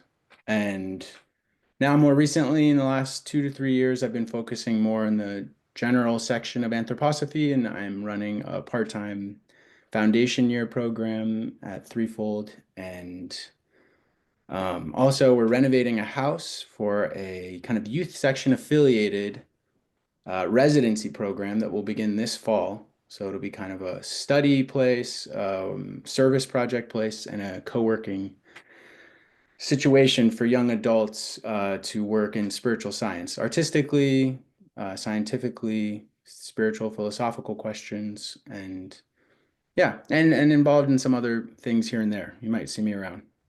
I also serve on the General Council of the Society in America. So what I want to talk about, what I feel like would be an interesting contribution, or what I think of when I think of the circumstances of Rudolf Steiner's death in the last couple years of his life, I want to make an analogy. Well, I don't know if it's an analogy, but I want to talk about a parallel story that I think could offer something important in terms of especially how we work with this in the future. And that is actually the Black Madonna and the cult of the Black Madonna. So there's some famous Black Madonnas. There's many famous Black Madonnas, and there's people who go and visit them. And I've been to the one in Chartres Cathedral outside of Paris. There's many others. I'm sure people have visited many of them here. And if we're looking on the material level, right, of a Black Madonna, what is a Black Madonna? It's oftentimes it's built up over hundreds of years of all the smoke from prayer candles that are in the church. So people put a prayer into a candle, and this smoke, just like the walls of the great cathedrals, builds up on the sculptures, and we see this, white Madonna becomes black over time. So if I think about that beyond the material, thinking what's coming in that smoke of those prayers. And I think part of the cult of the Black Madonna is an opportunity to see from the other side of the threshold, what is the Black Madonna carrying? What is the Madonna carrying? What we see a lot, of course, is petitionary prayer. People asking for things, people asking for things, people asking for things. And that's fine. If that's where we're at, that's fine. But there's an essential experience in the human being when we cross the threshold and we come into communication with the Madonna, and then we can see what she's carrying. We see what the other side looks like to carry the prayers of so many people. And at that time, I would say it's often uncomfortable to go back. Hard to go back. Hard to go back to that place of asking. So at a certain point in our path of self-knowledge, we have to start helping. I feel like that's very connected to the cult of the Black Madonna. And it's an important lesson for the death of Rudolf Steiner. Jeffrey alluded to that I didn't know that anecdote about Owen Barfield refusing a meeting. I really appreciate hearing that. I won't go too much into the history because I know everybody knows it, but it depended on the inner development of the membership. Directly affected, of course, we all know the burning of the Goetheanum and the death of Rudolf Steiner. Now, I would say it wasn't petitionary prayer in the same way. It's a different stream, different movement. I mean, in a sense, there was a lot of that in these personal meetings in the time of Steiner was alive, people wanting something for themselves, healing, coming to, and not asking enough, what do you need? Or knowing the way in which to help a great initiate. But I think now, what I would look at is the way that we use the knowledge of Rudolf Steiner. Of course, there's all the books, and I'm so grateful for all the books and all the lectures that have been recorded. And study is a daily and important essential aspect of my life. But how do we use Rudolf Steiner's work conscientiously for the living Rudolf Steiner? How do we use it in a way that helps the Anthroposophical movement? And I think one of the important things about that is that we stay interested with how do we move this knowledge into wisdom. So it stays as knowledge, it won't transform the world. It won't bring what we are intending to fruition. And of course, we all know this knowledge become wisdom through the human being, or sorry, through the human being, through the being of love in our heart. And so we really have to continue to go into the laboratory and read Steiner and see these symbols on this page as exercises. It's all exercises for inner transformation. And can we, humbly and in our small ways, continue the dialogue with Rudolf Steiner, continue thinking with Rudolf Steiner, with the living Rudolf Steiner, to what he was intending with those. Yeah, there's 6,000 lectures and so many books, but there's so much more in the ether around the collected works. There's millions of lectures. There's millions of lectures that are waiting to be had. So when I think about the future, I think it is, in a certain sense, taking responsibility for in the same way, the cult of the Black Madonna, we have to become aware of what Rudolf Steiner is holding for this movement and what it did to him when he was incarnated. And we have to honestly look at that. And I think this movement of knowledge to wisdom, oh, I'm so sorry. I didn't start my timer, so I don't know, but you can make a hand, Andre, you can make a hand gesture when I'm close. So I think that this movement of knowledge and wisdom will be essential for the next kind of step, or the next 100 years, which has to be a focus on truly, we've had 100 years which has done a lot of preservation, which has been so important for something like the great initiative of Rudolf Steiner to bring in. And we need 100 years, which is focused on bringing the universal through of anthroposophy. Truly, the Anthroposophical movement is cosmic wisdom. All cultures should use it. All religions should use it. We can renew all cultures and all religions through cosmic wisdom. And it has to come, this knowledge transformed into wisdom, for it to be taken up by everyone, for it to be universally human and apply to everyone. And yeah, I think there's something there. I don't mean to bring too much weight into it by calling in what we see from the other side of what we give to Rudolf Steiner and what he's carrying, but I think it's a really important picture. And I want to state too that when I contemplate my own life, but when I contemplate the trials and obstacles of the Anthroposophical Society, to the burning of the Goetheanum and attempted, well, anyways, many things. We could say so many things. I think we need to begin to to forgive ourselves of considering the adversaries as such. We have to forgive ourselves from considering the adversaries as anything but the conditions for initiation. These are the conditions for initiation. These are the conditions for what I need to transform to proceed on the path of self-knowledge.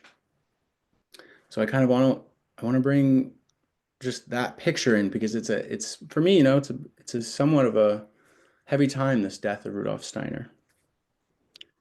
And I think we can one thing I want to acknowledge is that this sun rhythm, kind of celebrating or coming into community around this sun rhythm, I feel like is really for us. This is kind of my final thought. I just want to say that sometimes things are thrown around of the reincarnation of Rudolf Steiner, or how are we to act in a way that affects Rudolf Steiner. But I think these anniversaries are really for us on the earth. And when I contemplate kind of Rudolf Steiner's relation to all these things. I think when I see him, I would say that in a certain sense, he's not in these sun rhythms in the same way as we are on Earth. And that's great. We can still work with them, and it's still very important for us. But I really want to end with this idea that for me, I'm seeing more the transformation that Rudolf Steiner went through during his crossing of the threshold as becoming a fixed star. So that it's not going through orbit. And I just want to bring that picture has been working me for a while of this fixed star. And not to negate anything we're doing here, it's extremely important, but we can connect to this fixed star on every day. Every day we choose, this fixed star is shining down upon us. And yeah, so thank you so much. Thanks. I appreciate the opportunity to share. Ezra, thank you so much for your speech. So, and we're passing to Walter Alexander. Walter, over to you. Thank you very much, Andre. I see how far the time has gone, and I would say probably that all that has been said before has made me throw out what I was going to say because it would be too long. And yet, I particularly want to thank Ezra because he brought up a lot of what I wish to say. But I'm going to make a few comments because my chosen topic. Let me just see if I have the speaker view because I on my screen I can see you, Andre. I guess I should go back to gallery. Hold on. Yeah. Okay, better. But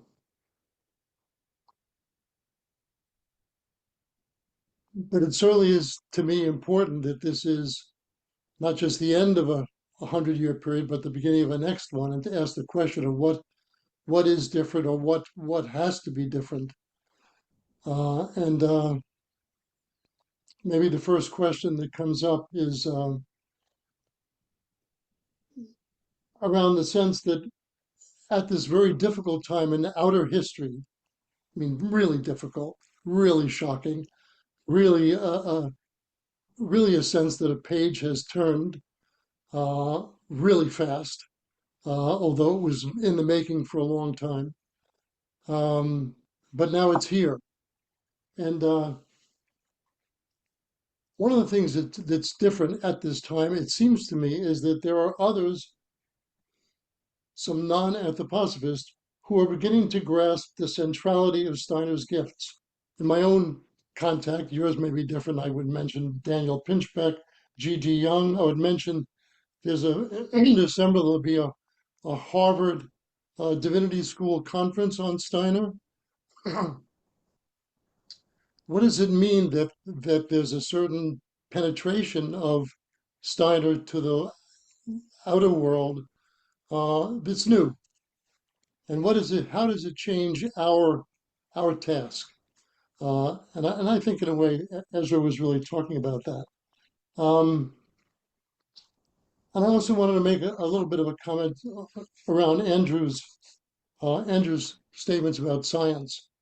Just to give a little background for myself, I started out as a fiction writer, published some things while I was still an undergraduate. I was a fiction fellow at Stanford, quickly realized I had run out of things to say, and had the courage to admit it, and became a high school English teacher for, the better part of 2 decades, last years at the Rudolf Steiner High School in New York City.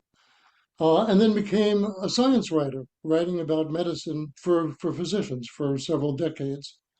And just recently announced my retirement from writing for profit, and have begun to experience some of the freedoms that come with that as someone also who is now approaching 81 years. But for you, Andrew, what I want to say is that people can even talk about spiritual science from the old scientific way of thinking. So it's not enough to just to value science, the basic science, as kind of the foundation of clear thinking, but to realize that that style of thinking in itself is something that we were all incarnated into, and that we have a very hard time not doing it. And even when we think we're thinking about anthroposophy, we're thinking about it in the old way, and that in itself uh, is important because, well, I want to start with one little story, and while I tell it, I'm going to share a screen because I want you to see something. Sharing is not turned on. Andre, York, oh, wait a second, wait a second.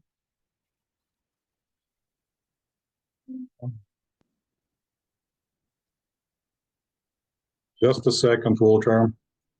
okay.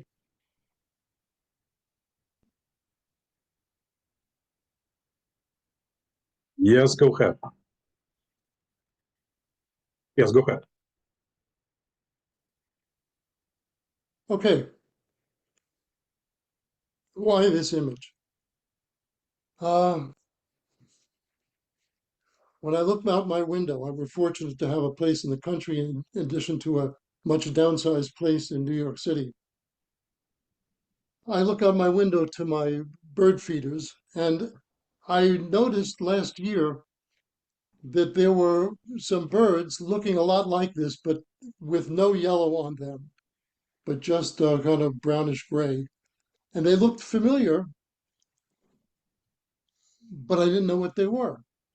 And then at some point, maybe in February, I started to notice just a little bit of yellow around the face and some of them. And then I went to my bird books and I realized that for the goldfinches, in the winter, they have no yellow, they have no gold. But as they approach out of winter, as they move towards the summer, gradually uh, they begin to move toward gold. And it seemed to me a way of thinking of ourselves. It's one of the great gifts, by the way, of a knowledge of, or even a sense of the truth of repeated earth lives, is to know that we don't have to do it all in one lifetime. You know, we're on our way to gold. And that's true for us, and we hope true for everyone else, for anthroposophists, for those who are on other paths, and just to think of ourselves, see this picture, this we're on our way to gold, and others we hope similarly. When I think of my first experience at the New York branch of the Anthroposophical Society, back in very late 80s, I think it was. And we still had some old German anthroposophists there, and there was an older woman who was a retired eurythmist. And once, well, I guess it was once a month, there was a members evening, and she would stand up, and she would, I'm not sure if it was word for word, but it was certainly idea for idea, repeat a Steiner lecture. Then she would sit down. If there were conversations, if there were anything going on, she never said a word. She didn't comment. She had no opinion. She never brought anything. Once a month, she stood up and recited a Steiner lecture. And the impression she gave to me was simply her confidence in Rudolf Steiner was 100%, and her confidence in herself was at 0. And to a certain extent, I think that our history as a movement still reflects degrees of that. And entering into the second century of Steiner, that that's impossible. Just the things in a way that Ezra was talking about, and others, of course, were hinting at, is what we need to bring. And how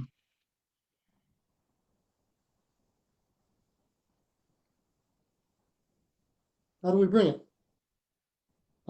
We know that we've been given great treasures of both knowledge and practices. We have to cultivate the feeling in ourselves and about each other. Your success on the path strengthens me. Your coming into your own reassures me. Your struggles move me. They grieve me.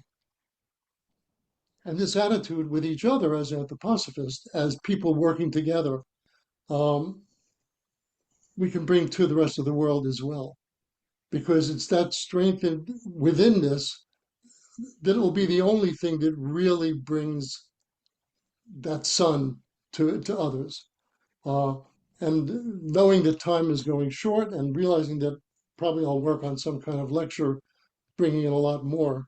I think I'd like to just take a look now with you at the calendar of the soul verse for today, for this week, just ending today, actually. But I have to find it first. Bear with me. Not there.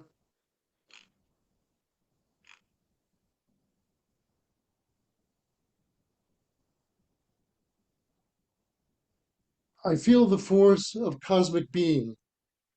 So clarity of thought now speaks, recalling its own spirit's growth in somber cosmic nights. And to the dawning cosmic day, it turns its inward rays of hope.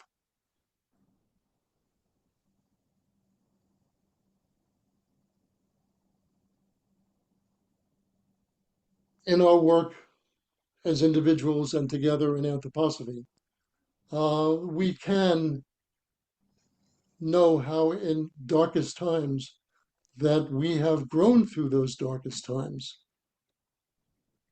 We feel the force of cosmic being. We begin to realize that what's coming towards us is coming from a world full of, from the Steiner verse, full of cosmic wisdom, from the intelligence of the hierarchies who are guiding us.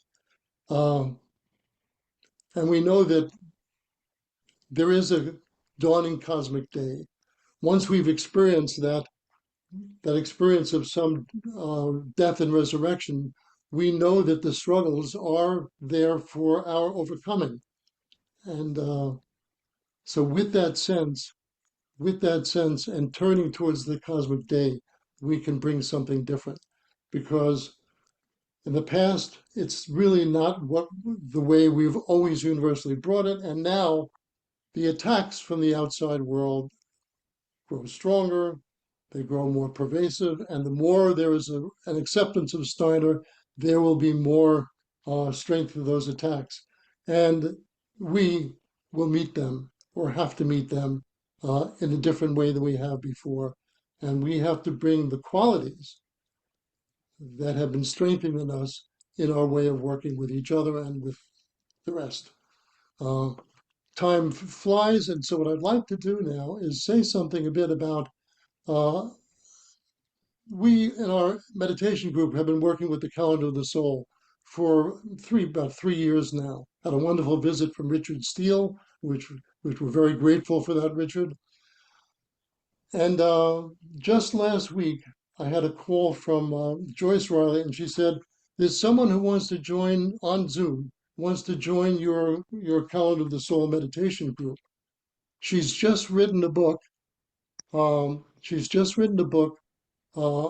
Translating the calendar of the soul into Arabic, and she herself is a founder of the only enduring Arabic Waldorf school in Israel.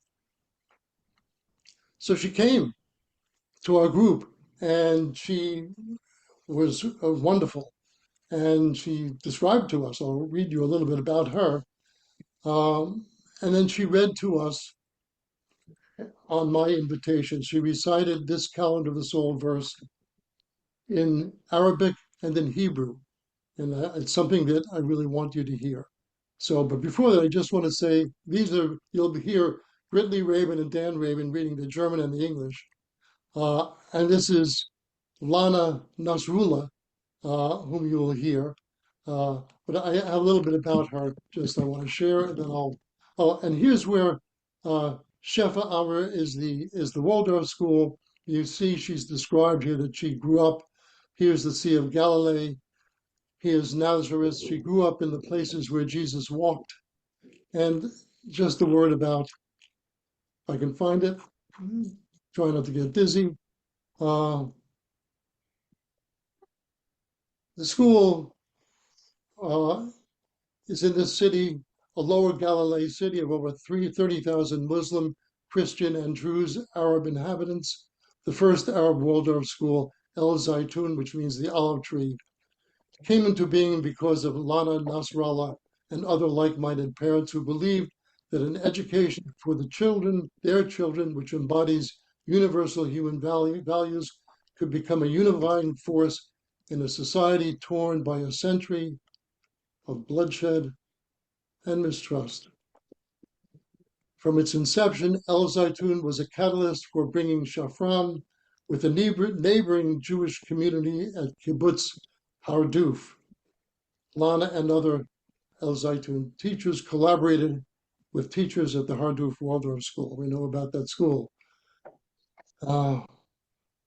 It's the first school that provides a Waldorf education steeped in the beauty of the Arab culture and language.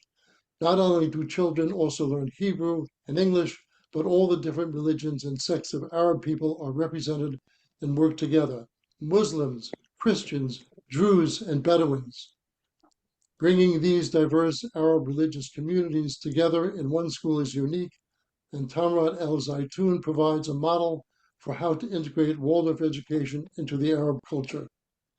It's just kind of a symbol for a much larger thing of what we may be able to bring. And with that, I think I want to make room for our conversation. I'd like to play for you that verse, first recited in German, then in English, then by Lana Nasrallah in Arabic and in Hebrew.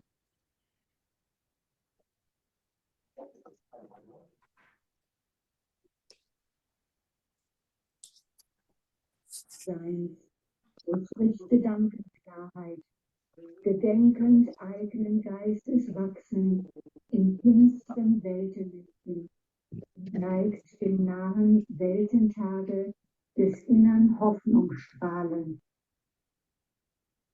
I feel the force of cosmic being, so clarity of thought now speaks, recalling its own spirit's growth in somber cosmic nights, and to the dawning cosmic day.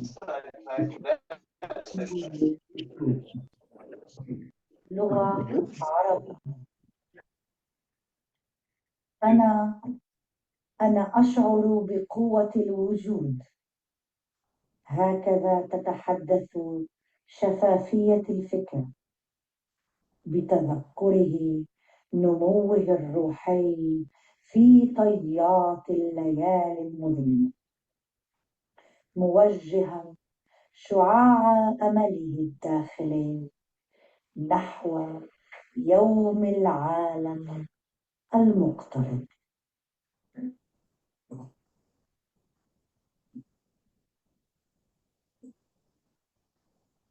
שפה עברית.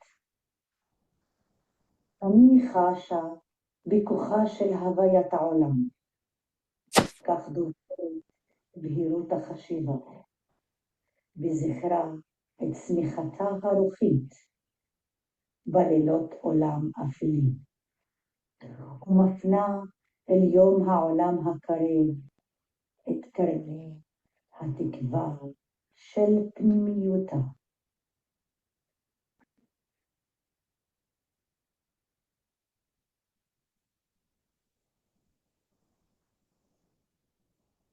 I feel the force of cosmic being, so clarity of thought now speaks, recalling its own spirit's growth in somber cosmic nights. And to the dawning of cosmic day, it turns its inward rays of hope. Thank you, Andre. Thank you so much, dear Walter. Yes, so dear friends, this is a good time to say thank you to our dear presenters. And if you would like to say something, the floor is open. So for sake of orderliness, so can we keep our sharings no more than 2 minutes? And do you know how to raise your electronic hand? So we will take you in chronological order. So if you can put your cursor on reaction or react in the bottom of your screen, click on it. There will be another button, raise your hand. So, and yes, go ahead, who will be first?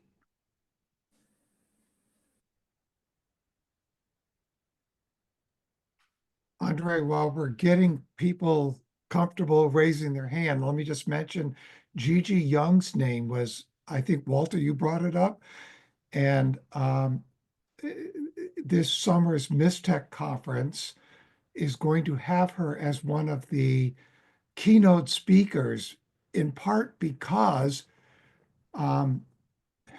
she hasn't had a connection with anthroposophists or anthroposophers.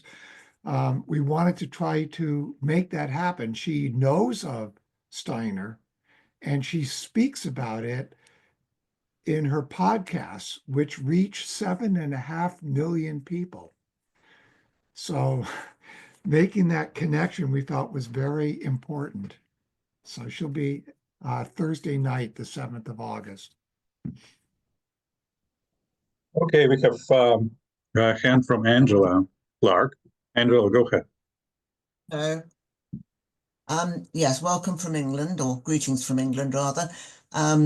Thank you, Andrew, for your talk, and all the rest of you, of course. I was very interested in the verses you ended with, because I've used those most of my adult life, but I've never been able to find out where they come from. Have you any idea? I do have the actual notes for it. F.W. Willems von Emmechoven is the one who is most likely, because it was in his notebook, the author of that verse. And it comes directly from a lecture, from the notes of a Steiner lecture. So he took the lecture and made it into that verse. And I think the lecture number is from GA 184, but don't take that too strongly. I don't remember the number exactly in my head, but it's something like that. So I think it was something he gave while he was in the Netherlands, Steiner. Does that help? Thank you. Yes, I was aware that it was probably from the Dutch, but I wasn't quite aware of much else. Thank you very much for that help. That's a bit more than I already knew. Thank you. Thank you. So Yaya is next. Yaya? Huh? Yes, I don't have any comments, but I'm so grateful to all of the contributors. You made your point with such poignancy and inner warmth that I will remember this event for the rest of my life. Thank you to all of you. I know some of you via Zoom. I know one or two of the participants from other Zooms, but this is the meaning of community, the fact that we are able to share our innermost thoughts and our innermost beliefs in such human and warm way. And it is an encouragement to take the next step forward. Thank you all so much. Thank you so much, Yaya. So can we visit you in London? Yes, of course. That's what's happened with me and Florian. So I visited them in Hawaii. All right. So Janet is next. Janet, if you can make you visible, this will be great. But if not, Janet? Oh, excellent. I was very grateful for all the talks. Very inspiring. And my question is about the transition from knowledge to wisdom, and what is kind of the best or key thing that can really help assist us in acquiring this and getting on the path so we can make this transition into wisdom. That is a question. Maybe Yes. Ezra can answer. Ezra, are you here? Yeah, I'm Yes, here. I don't okay. know if that's like live with the question, I think is I don't know. That's a great question. I don't think I'm gonna answer that question because that would, in a sense, defeat the purpose of what I was talking about. You know, I would just say wisdom lives in a knowing beyond the mind. I think that's so really consciousness, soul would be something I would say. But there's so much wisdom in this call, so I'm sure lots of other people have thoughts. Wisdom becoming practice. Practice, I mean, knowledge becoming practice. Practice leads you to the wisdom. So this is what I can see. Okay, Owen Barfield. Hello. Owen? Thank you very much for the invitation and for organizing this event. I've really enjoyed it. I particularly enjoyed Jeffrey Hipolito speaking on a very worthwhile subject. So thank you to Jeffrey. It's always a pleasure to hear him.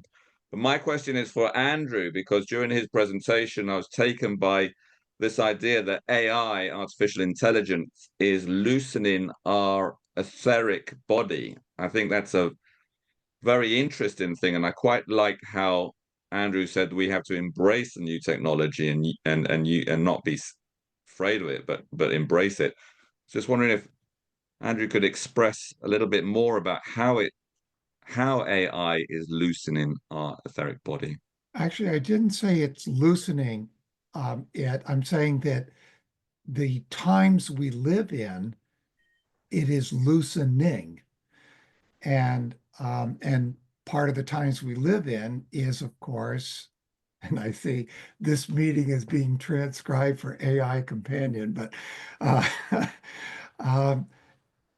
what I was trying to say is that the world that we live in has so much within our society, or the economic realm, the rights realm, the social cultural realm, that is collecting data and processing the data. Every day we are generating megabytes of data. And so if we didn't have computers and we had to do all of that by hand, we would spend, I don't know, I'm making up a number, 80 hours a day working on just the numbers. And so we don't realize how much is being done for us every day for us to have the kind of lifestyle that we live. Now, we might argue that lifestyle's not worthy of us. It has its faults, but as we go forward, the amount of data per person is increasing. The interaction with AI is going to become totally commonplace.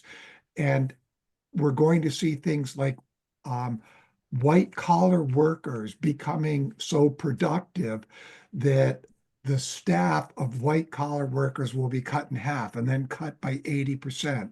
So our need for threefolding and so on is desperate right now. We need it because yes, AI will create other new jobs, but I don't think they'll be anywhere near close to the amount of jobs that will be done away with. So what I'm trying to say is that the future world, if we had to go where we are today into it without AI, the amount of time we would be spending would be enormously more. But AI then frees us from a lot of this dead thinking that we would otherwise have to do. And the question is, what are you going to do with it? right now, I think most people are going to flip on the TV and watch a movie or something with that free time, or they're going to jump on social media and keep up their social media image. But hopefully we can use that time to start developing living thinking. That's what I was trying to get at, Owen. I don't see your image anymore, but if you do you have any more comment on that, Owen? Where are you? No, I've understood what you said, and thank you for saying it. That does explain it. I slightly misunderstood you, but now it's all crystal clear, and we know where we have to go. Oh, just a question. Where are you from? I'm in Reading, in Berkshire, England. Okay. And he is the godson of that Owen Barfield that Jeffrey spoke about. Grandson. Grandson. I meant grandson. Yeah. Yes. Not Wow. godson. Grandson. Yeah. And he I'm is the only grand. Oh, sorry. I was just going to say that Owen is also spearheading republishing his grandfather's work. So the Barfield Press I referred to, I didn't know Owen was here, but the Barfield Press I referred to is piloted by him. Very good. Okay, Leon Davis is next. Leon. Well, thank you, gentlemen. I'm happy to say I have personal friendships with many of you, and I enjoy very much. There's so much to respond to here, but one thing I'm curious about is the lectures on the Karma of the Society. I think it's volume 3 in the book 8 books involved. In lecture 7 on this, the new Michael Society, I think it's called, Steiner talks about collaboration with other sort of like-minded groups. And I wondered what any of you, all of you, think about the possibility of that. Because as a society, you know, we've been very insular, necessarily perhaps, we've had our own problems to sort out, so on. But now particularly, we've had a couple of examples tonight about collaboration and incorporation and relating to other people or groups. So that's my question. What are there any ideas or things to say about that?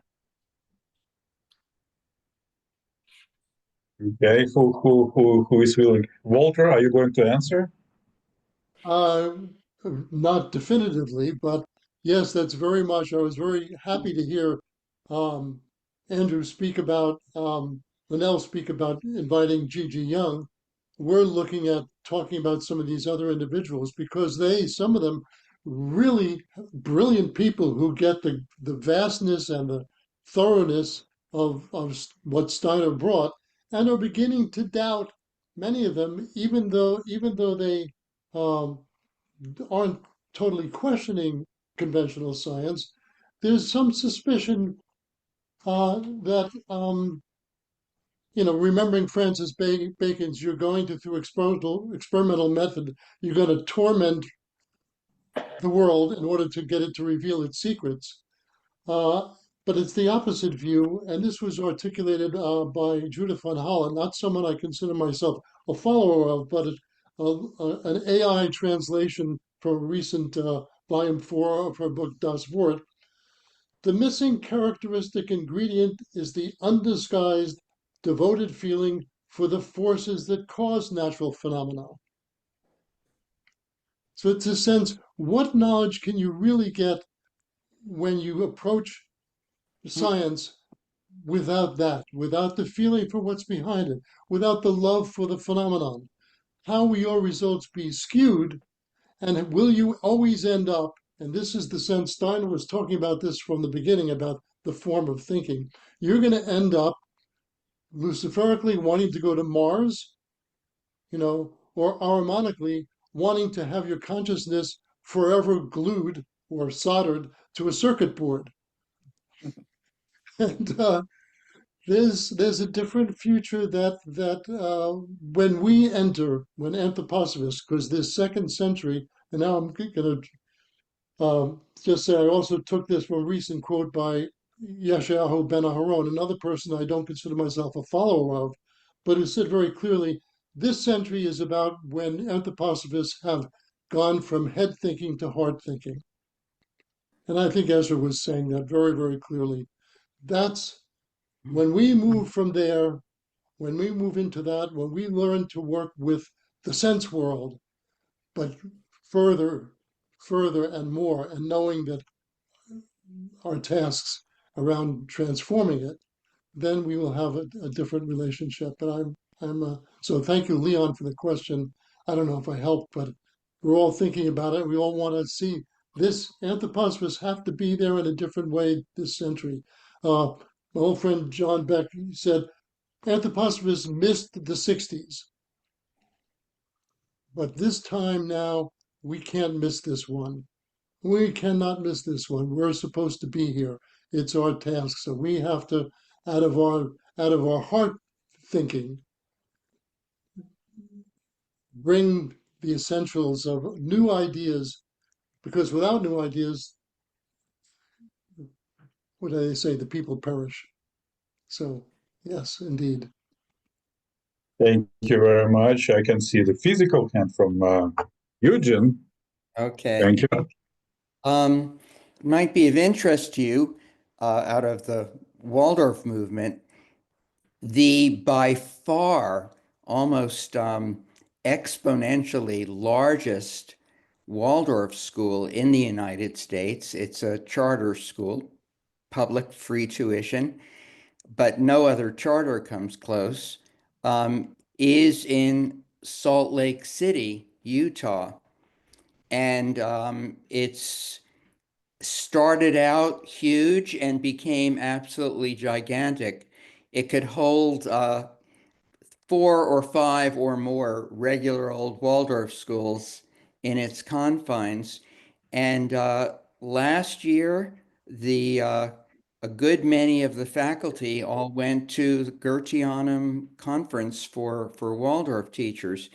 There are many streams that live in that school. Obviously, Latter-day Saints, Mormonism is one of them, but there is a remarkable interest in and affinity to Steiner.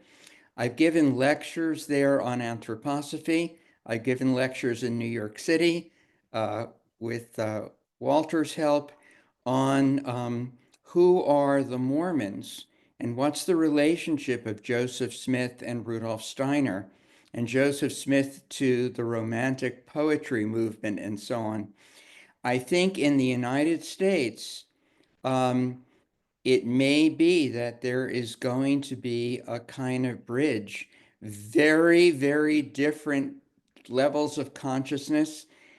Salt Lake City is very much like a third cultural epoch city in some ways.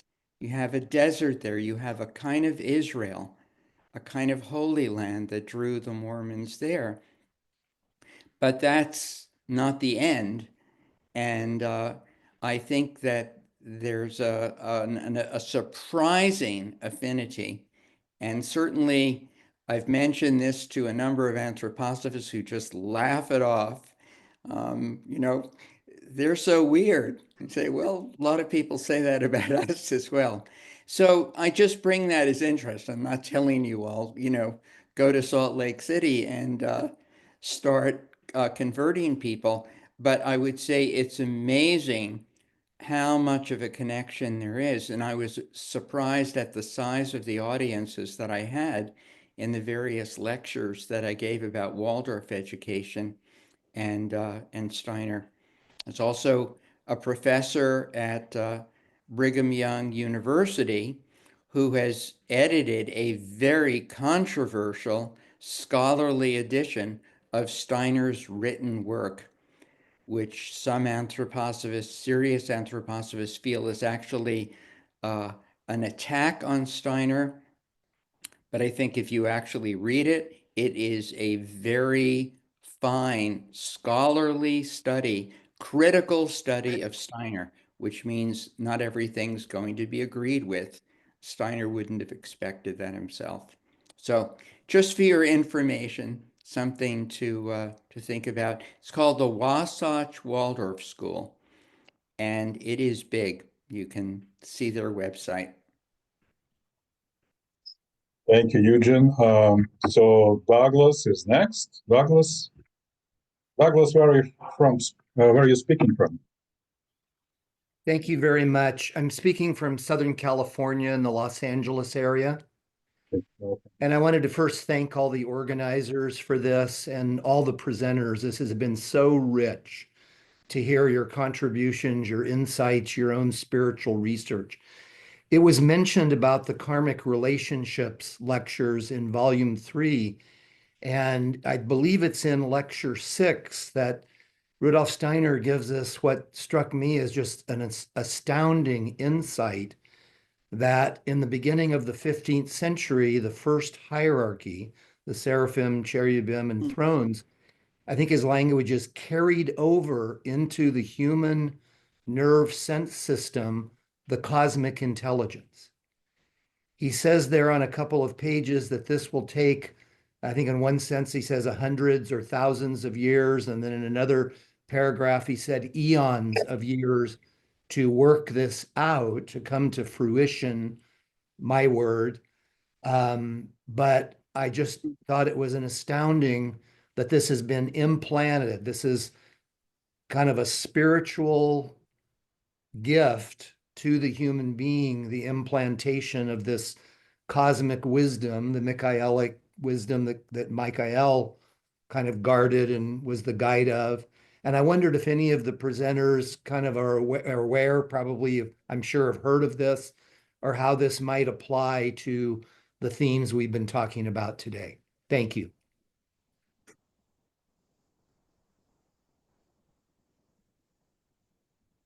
Andre, if you don't mind, I'll try to answer a little of it what Doug just brought. Without running into another lecture, please.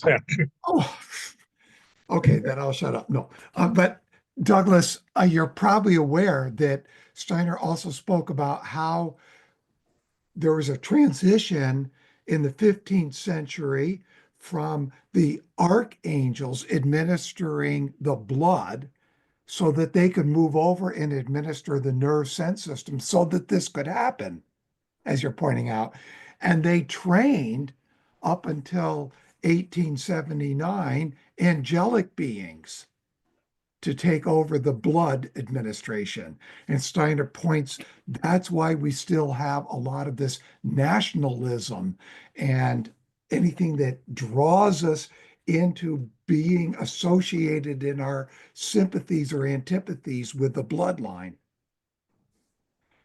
So all those changes have to occur. And of course, fascinatingly, Michael drives a bunch of those angels down into human consciousness. The very ones that were trained in the blood system. But you're absolutely right. I don't have more to comment other than it's that important that it's with the archangels now to develop this in the human being. Thank you. By the way, those angelic beings in the bloodstream, they are causing such a huge intelligence and knowledge in area of economy and technology. So they are real inspirers. Yeah, thank you so much, Andrew. So Emilia Georgievich. Yeah, Mima for short, thank you.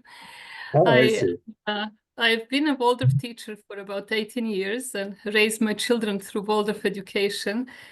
And I'm so grateful for today's opportunity. And some of the things that I'm taking with me is this idea that as we are studying anthroposophy and applying it in our lives and developing in there, that we are thinking with Steiner and that we are actually thinking with each other at the same time, because we are incorporating anthroposophy in our lives. And the other one, I just yesterday was thinking of Steiner and in my own heart, admiring what he brought to us, and just is that he's compared to John the Baptist in being a herald of the second coming. It really kind of puts it into a nice capping of his work. But I have some concerns about some developments within the Waldorf, which is very present for me because of my work and interests. Over the last several years, I was partaking through my work in world conferences or Zoom meetings for professional development, where some presenters have actually, what is in my perception, really dismantled Steiner's worldview in like the basic fundamental truths, what I feel is the fundamental truth about the reality and the fundamental basic principles of anthroposophy and Steiner's insights. So particularly, I will mention some names, and I am hoping, how can we work with these individualities? Because some of them are very prominent in the world and the Waldorf movement. They're writing books for curriculum, but they're really dropping and actually saying that Steiner was wrong about the epochs development. I'm quoting just from the last Zoom meeting that I had a couple of months ago, that he was wrong about Steiner was wrong about what he brought about epochs, about what he brought about Atlantis, what he brought about cultures moving from Atlantis to the east. Then he also said that Steiner wasn't unique, that he was borrowing and adapting the ideas from the contemporary and older Eastern traditions. And just go, it went on and on and on, that I was just really shocked. And I was thinking, if the new teachers hear somebody like that, what motivations they would have if to really penetrate anthroposophy. It kind of in a way reduced Waldorf education to more of these methodologies, but even dismantled a lot of curriculum ideas. So I am concerned, and I'm wondering, is there some kind of a body that I could bring my concerns? Because I feel like me as an individual and being a participant in this kind of worldwide conferences or Zoom conferences on a smaller scale, I am not sure. Like, I've tried to put some questions and to put some comments, but I don't feel like they were really received. And I'm wondering, is there a way of addressing when the members of our own movement are really basically dismantling Steiner's most highest, what I feel, contributions and ideas. So I don't know if anybody can answer. And some of them are writing curriculum books that are going to be worldwide published. I mean, these are some people who are leaders in this matters. And it hurts me to see that and concerns me. So thank you. I don't know if anybody has any comment or answer. Thank you so much, Mima, for this question. Unfortunately, yes, many of us, we are aware of it. So, but I think best answer will come from Eugene. Eugene, if you are. There's one answer already available to you. Thanks to Andre, who invited me to give a lecture last year, which is recorded and available on the Chicago website. Andre could give you the details, but it's called The Class of 2033, Waldorf at War. And I speak about precisely the issues that you've brought up. And in the future, on May 17th, the New York City Anthroposophy New York City group is going to present an online lecture I'm giving, which is called The Power and the Pivot. And it also deals with these challenges. We go back to the point and the circumference of the circle, from the point, from the center, of deconstructing Steiner, You may know in 2020, denouncing Steiner and so on. And these are especially the associations that are, and individuals, afraid that they're not keeping up with the times. That, you know, Waldorf is falling behind, they're not trendy, they're not cool, they're not whatever, woke and so on. And this has been very destructive on the one hand. On the other hand, it also points to the fact that we do need to bring about a change. As I mentioned earlier, Waldorf teachers should be on this path of initiation consciously, not just given it by Steiner. And just as we've needed for Waldorf the ongoing help of the spiritual world, now with Steiner's 100th anniversary of the death, we need, we ourselves need to be giving help to the spiritual world to maintain Waldorf education.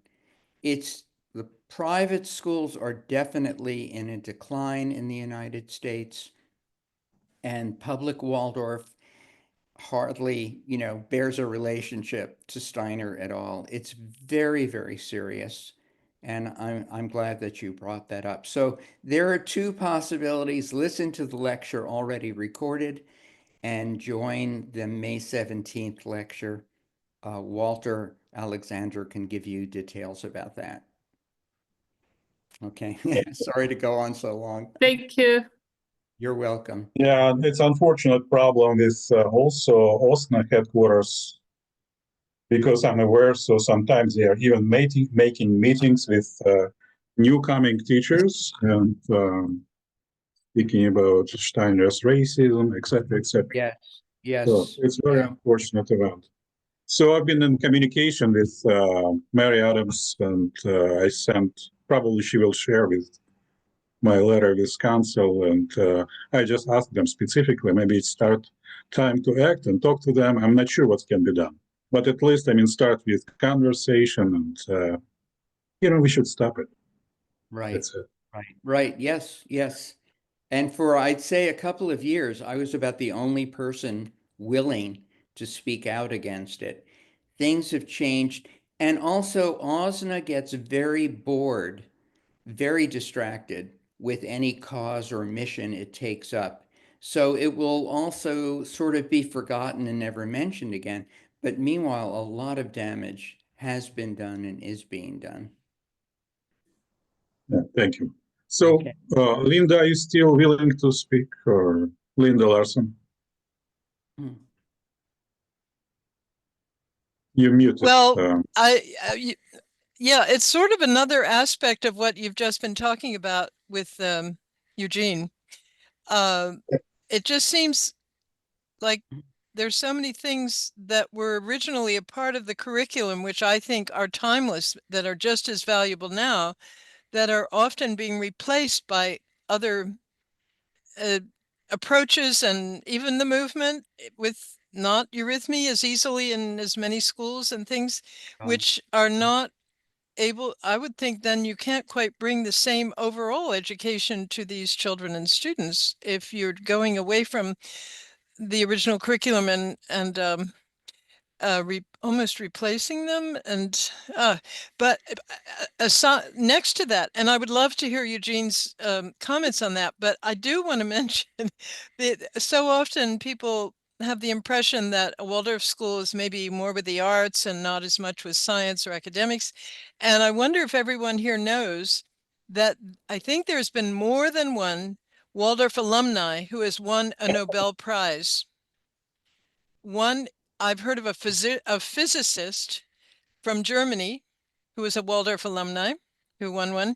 And then I just learned today, before checking on it before this whole wonderful program that you have brought us, that there was one in 2013 named Thomas Südhoff. I think he probably would have been from Germany too. But the fact is, you know, that people could excel in the sciences out of Waldorf also, I think is important to know to that extent. Thank you. But I would love to know your comments about things being brought in, and then different versions of Waldorf, like you referred to some of them. So, oh, Eugene, I think it's again to you. No, you're muted. Eugene, unmute your machine. Eugene, unmute your machine, please. Sorry. Unmute. I just want to say to Linda, you know, as a good class teacher, I can't speak for less than 2 hours very comfortably. So, you know, you'll hear more in May. But the reality is that 2020 denunciation done by the Association of Waldorf Schools of North America, calling Steiner a racist and so on, that opened up, one might say, the Ahrimanic gates of flow. And so many people who've struggled to read Steiner and understand him and just don't want to deal with it, they were so grateful. They finally had an excuse to tear the poor man to pieces. It's very irresponsible, very ignorant, really. And I think what is coming now is it's going to be very likely in the future, smaller Waldorf schools with devoted teachers and parents who really want it. I don't know that the larger model is sustainable anymore, given all of the animosity and attacks there. So I think that's going to be one factor. And the other will just be the courage of Waldorf teachers who do follow Steiner's thoughts and who do want anthroposophy to live in the school. They have to be more courageous. Generally, they fear retribution, they fear loss of their job, and some of them leave and start a little school on their own. So I think in part, as Andrew brought, you know, this is all awful stuff and very much the presence of Ahriman. On the other hand, it's also the kind of shaking up that we need with Steiner's 100th death day, so that we can recognize the spiritual world is not carrying us. We are going to have to be holding the burden, bearing the Atlas globe ourselves. But how to bring what's needed from within all of us to Waldorf back to it almost. And I would think Osna has to play eventually a role in that. I don't think Osna will even be here that much longer. There are well, maybe a new one. Well, we'll see, but there are big questions about Osna's right to have the name Waldorf, actually. So on going on. I think we'll see a change there. But please come to the lecture in May, because I really will speak at length about what is in the power of Waldorf teachers and just plain old anthroposophists to bring something new and dynamic into the Waldorf movement once again.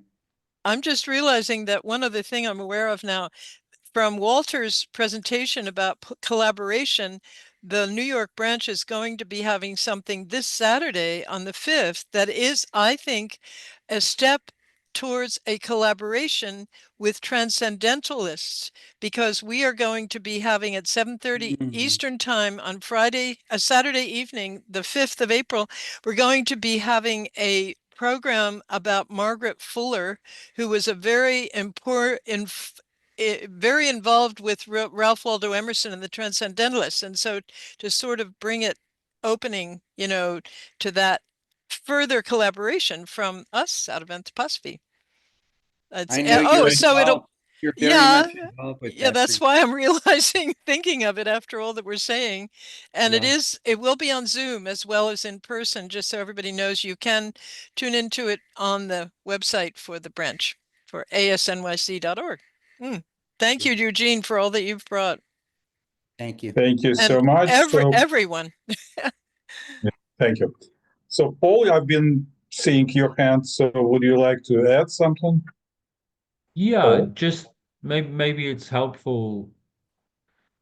I guess I've sort of developed the perspective over the last years. I mean, I came into anthroposophy in the 90s, and in a certain way, that was sort of the top of the wave. And the picture that I've got, you know, from various people is that in a way that Rudolf Steiner initiated so many things, and there was such a force and a spiritual reality and power to what was initiated.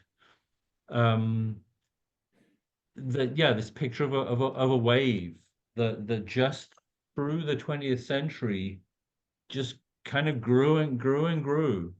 And actually the Waldorf schools in North America, I suppose, would be a very good example of this sort of growth out of the original impulse. And I think Paul Mackay, the former leader of the social science section, talked about in terms of leaderhood stages of organizational development, that anthroposophy had this really, really extended pioneer phase where just, people would do stuff and it would, put all their life into it and so on. And that came to an end with the end of the 20th century. And so we've, in this new century, in a way, anthroposophy comes into crisis. It's like, where do the impulses come from? Do we? One of my colleagues in the British priest circle, he said, he trained with one of the founders of the Christian community, Rudolf Köhler, and he told us, I remember Rudolf Köhler talking to me and I looking into Rudolf Köhler's eyes, and Rudolf Köhler saying, when I looked into Rudolf Steiner's eyes, and that there's this palpable sense of a spiritual power that went out then. And what he said to us was, and you're not going to get that from looking into my eyes. That sort of succession, it just doesn't go on forever. And so the question is, authentic, finding for ourselves the impulse out of the spirit. And I would actually say that Rudolf Steiner's early work is, which some people consider his pre-anthroposophical work, other people are big fans of it, but for me, actually, in a way, we need to follow Rudolf Steiner's path. Well, that's part of what the what's called for. So Goetheanism and the philosophy of freedom way. Thank you so much, Paul. So I know Richard is going to leave us because it's midnight in Berlin. So before you're leaving, Richard, would you like to say farewell and say something? No, you are muted. I just unmute.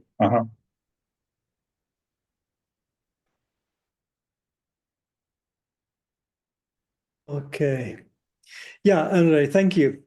I just want to say thank you that you brought this together, because I think it's important, and I think it's really important to realize, as it's come through many people already this evening, that this 100 years means we shouldn't be celebrating too much. We should be looking forwards and dealing with the questions that are really there, and really asking, where is anthroposophy going to be in the next 100 years? And it's really, I think, a very, very serious question. So I just want to say thank you for bringing this together, and thank you everybody for being here. There's been some wonderful things shared, I think, and it can be encouraging that so many people are anxious to take part in a meeting like this and to share with each other, and this linking to each other, even if it is only technical at the moment through the Zoom media, and yet it is a way of linking to each other around the world. And I think we really need to be aware of this and to include this, because well, I mean, enough has been said about it. Andrew, I think you pointed in that direction too. We need to use these things in the correct way. It's we're not going to walk around it. It's there, and it needs to be used. So I think that is the only way to deal with Ahriman today, that he's put to good use. That's what he's there for. And so, again, thank you for doing this. And Andre and the Chicago group are very good at this. And I know in New York too, there's a lot going on. And of course, there's Goethe Annam television now too, which is quite a revolution. That wouldn't have been thinkable 10 years ago, right? So I'd just like to remind us of this.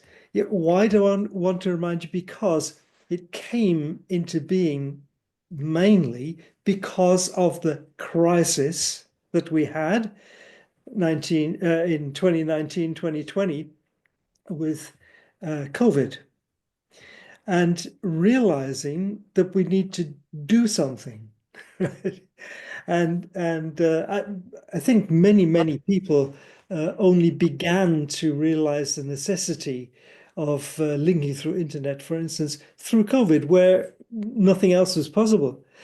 And I just want to remind people, that actually it's sometimes quite good to go through catastrophes like that, because that is where we find maybe new directions. It's like an illness is actually something which promotes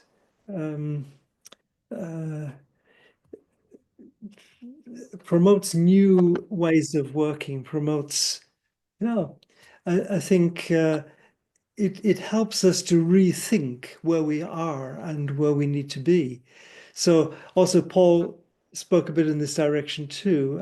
And so I think just that we meet in this way together now and link to each other around the world this evening, or for you, maybe it's not evening, for me, it's night already. So I think this is important, not just for ourselves, but it's important for the world that the internet is used in this way.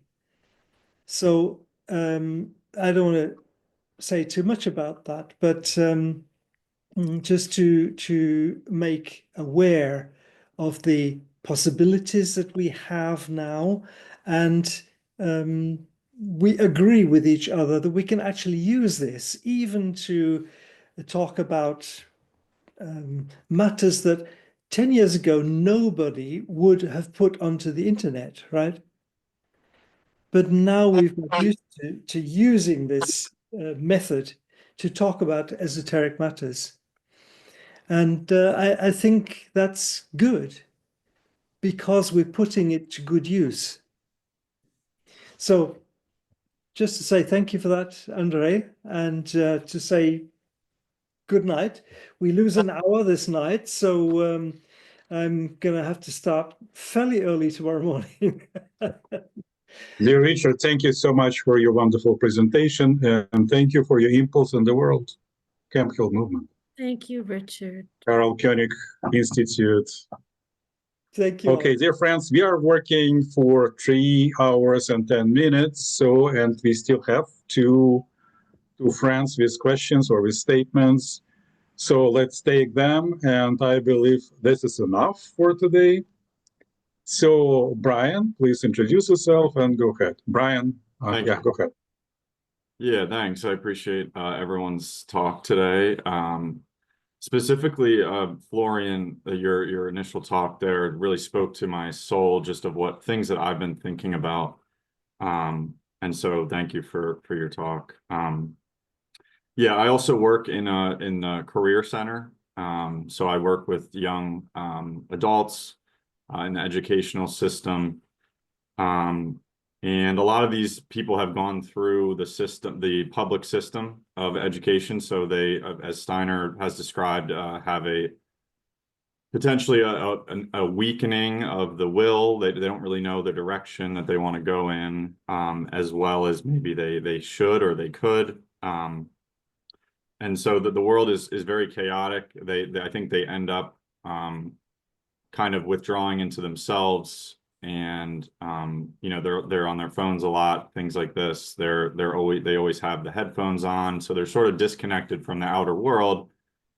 they're disconnected from the potential of the karma that has been given to them. They're disconnected from in a way from opportunities, from different opportunities and things that they could get involved in that maybe could give them direction, and give them a way of what they want to do in their life.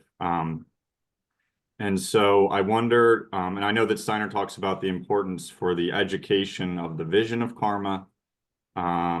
And so I wonder if anyone, I mean, I have my own ideas and things that I'm trying to bring, that I'm potentially doing a program connected to this issue that I'm going to try to bring, in some ways, some anthroposophical concepts. This is obviously a hard thing to do at a public university, a state university. But I was wondering if anyone had any ideas. I know it's kind of a big lift, but if there was any ideas for how we can help these people find their path, find their destiny. Yeah. Yeah, Brian, because of time, so maybe it will be okay if I will connect you with Florian. Yeah. And who else would like to answer, Brian? So Eugene, or so is it fine? I mean, if I will connect you and you will just continue your communication outside of this meeting, because we're running into different topic. It's huge. It's a big topic. I understand. I think it's fine to just put it out there for people to think about. And yes, I would love to be able to connect. I'll put my email in the chat if that works for you. Okay, great. That's great. Thank you so much. Thank you, Brian. And I mean, right question. This is almost answered. So Phil, so go ahead. Where are you from? Yeah, I'm from London, Ontario, Canada. Oh, okay. Yeah, and I was these anthroposophists who became a Waldorf teacher and took a class through and became a teacher of teachers. And then in 2022, I graduated my class, and then I left the school slightly disheartened because I felt like anthroposophy was no longer being held there. And so many times, but then I came back to this because I miss anthroposophy so much. I went back to the trades. I'm an auto mechanic. But I don't want to go on a lecture. I wanted to maybe direct this to Paul, perhaps, because so much of what I perceive, this is my perception with the school and what we talked about with Osna already, with what Eugene had said and everything, being seemingly like, it's almost like the education movement is getting more closely tied to public education than it is to anthroposophy, and maybe biodynamics is becoming a niche part of organic farming more than anthroposophy. This is only perception, but I'm wondering if this is mirrored in perhaps what Paul was talking about with the Christian community sort of being a separate entity from even the Anthroposophical Society, if I caught it right.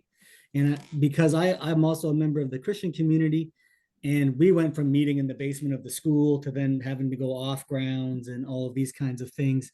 And I'm wondering if there's a reflection there with the Anthroposophic Society being separate from the Christian community, because I'll just end with my hope and wish for the next 100 years is that every group under the anthroposophical umbrella becomes more unified, and we can stand together as a unified group with biodynamics and education and religious studies and all of this as one solid movement, as opposed to this thing that seems like it's dispersing. So I don't want to go too much, but if maybe Paul had some insight into that, if hopefully it made sense. Another big topic. So Paul, can you satisfy? Yeah. Okay. In 1 minute. I mean, what's coming up for me is I'm actually going to be speaking at the Canadian Anthroposophical Society conference in May. Different members of the Collegium for the School of Spiritual Science are going to be there, and yeah, I'm going to be talking about the general section and the impulse that's been living very strongly in me is for those who feel themselves to be representatives of anthroposophy, who want to stand in the world for anthroposophy, who, working in different spheres, that that this general section become a space where we get together and we get to know each other, and we ask, well, how do we make connections? How do we help each other? And that actually it's a human thing, rather than,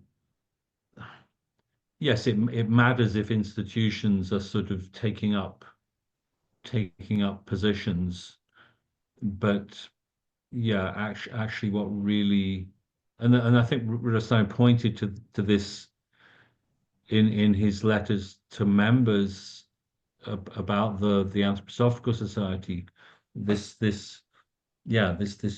human relationships, interest in each other, and I feel like this actually, we've had this wonderful development through 100 years of these different fields, and now, actually, how can we fructify each other?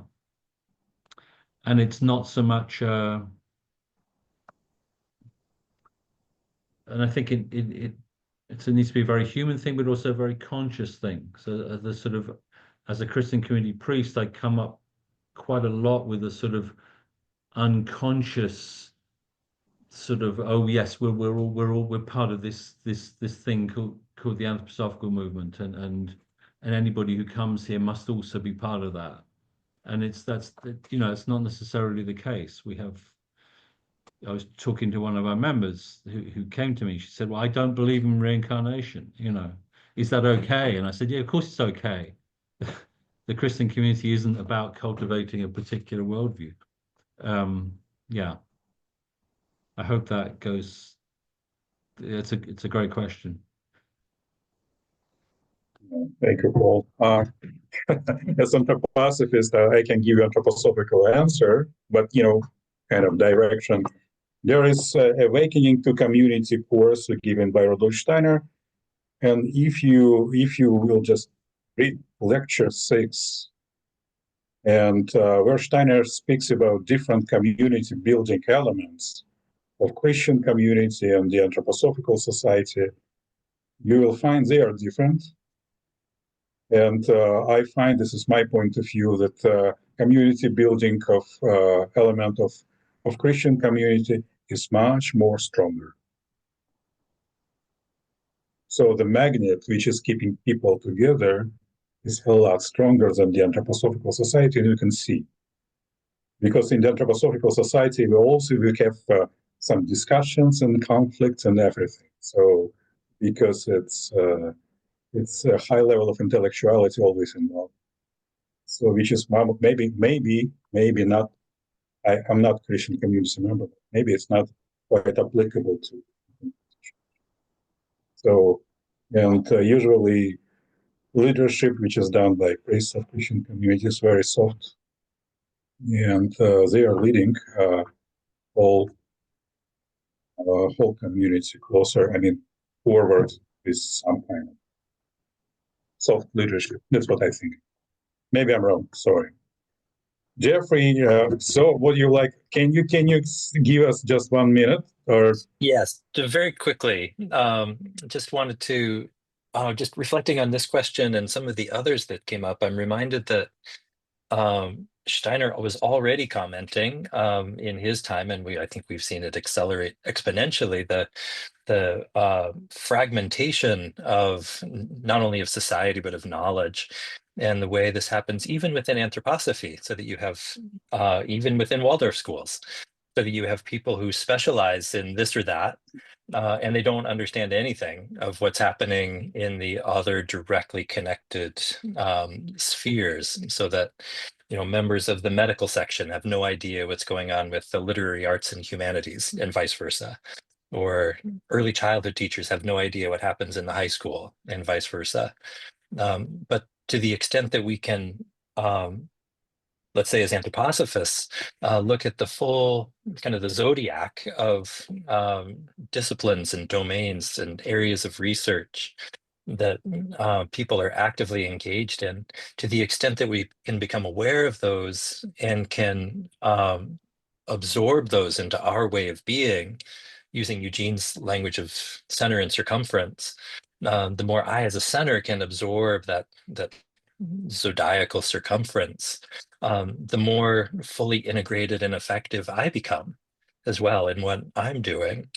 So I wonder if it's helpful to think about being an anthroposophist in that way, this kind of rigorous, all-encompassing, fully curious, intellectually alive way, and in that way bring a healing impulse in whatever domain we happen to occupy. Thank you very much. Dear friends, we are working almost 3.5 hours, and I'd like to conclude our session, and hopefully you can join me for meditation to Michael's imagination. So I will read it in German. So we will send it to Spirit over time, or our thoughts and stuff which we discussed. You know, why? For better social changes in our world. Sonnenmächten entsprossene, leuchtende, weltenbegnadende Geistesmächte. Zu Michaels Strahlenkleid seid ihr vorbestimmt vom Götterdenken. Er, der Christusbote, weist in euch menschentragenden, heiligen Weltenwillen. Ihr, die hellen ätherwelten Wesen, trägt das Christuswort zum Menschen. So erscheint der Christuskünder den erharrenden, durstenden Seelen. Ihn erstrahlt euer Leuchterwort in des Geistes Menschen Weltenzeit. Ihr, der Geisterkenntnis Schüler, nehmet des Michaels weises Winken, nehmt des Weltenwillens Liebewort in der Seelen Höhenziele wirksam auf. Thank you very much. About 170 people joined this meeting. So please feel free to unmute your machines and say thank you and goodbye. And yeah. Thank you, Future everyone. meeting. Thank you. Thank you. Bye. Thank you everybody. so much. Bye. Bye. Thank you. Thank you. Bye. Thank you. Thank you. Thank you. Thank you so much, Yeah, everyone. Thank you so much, Andre. Thank you. Thank you.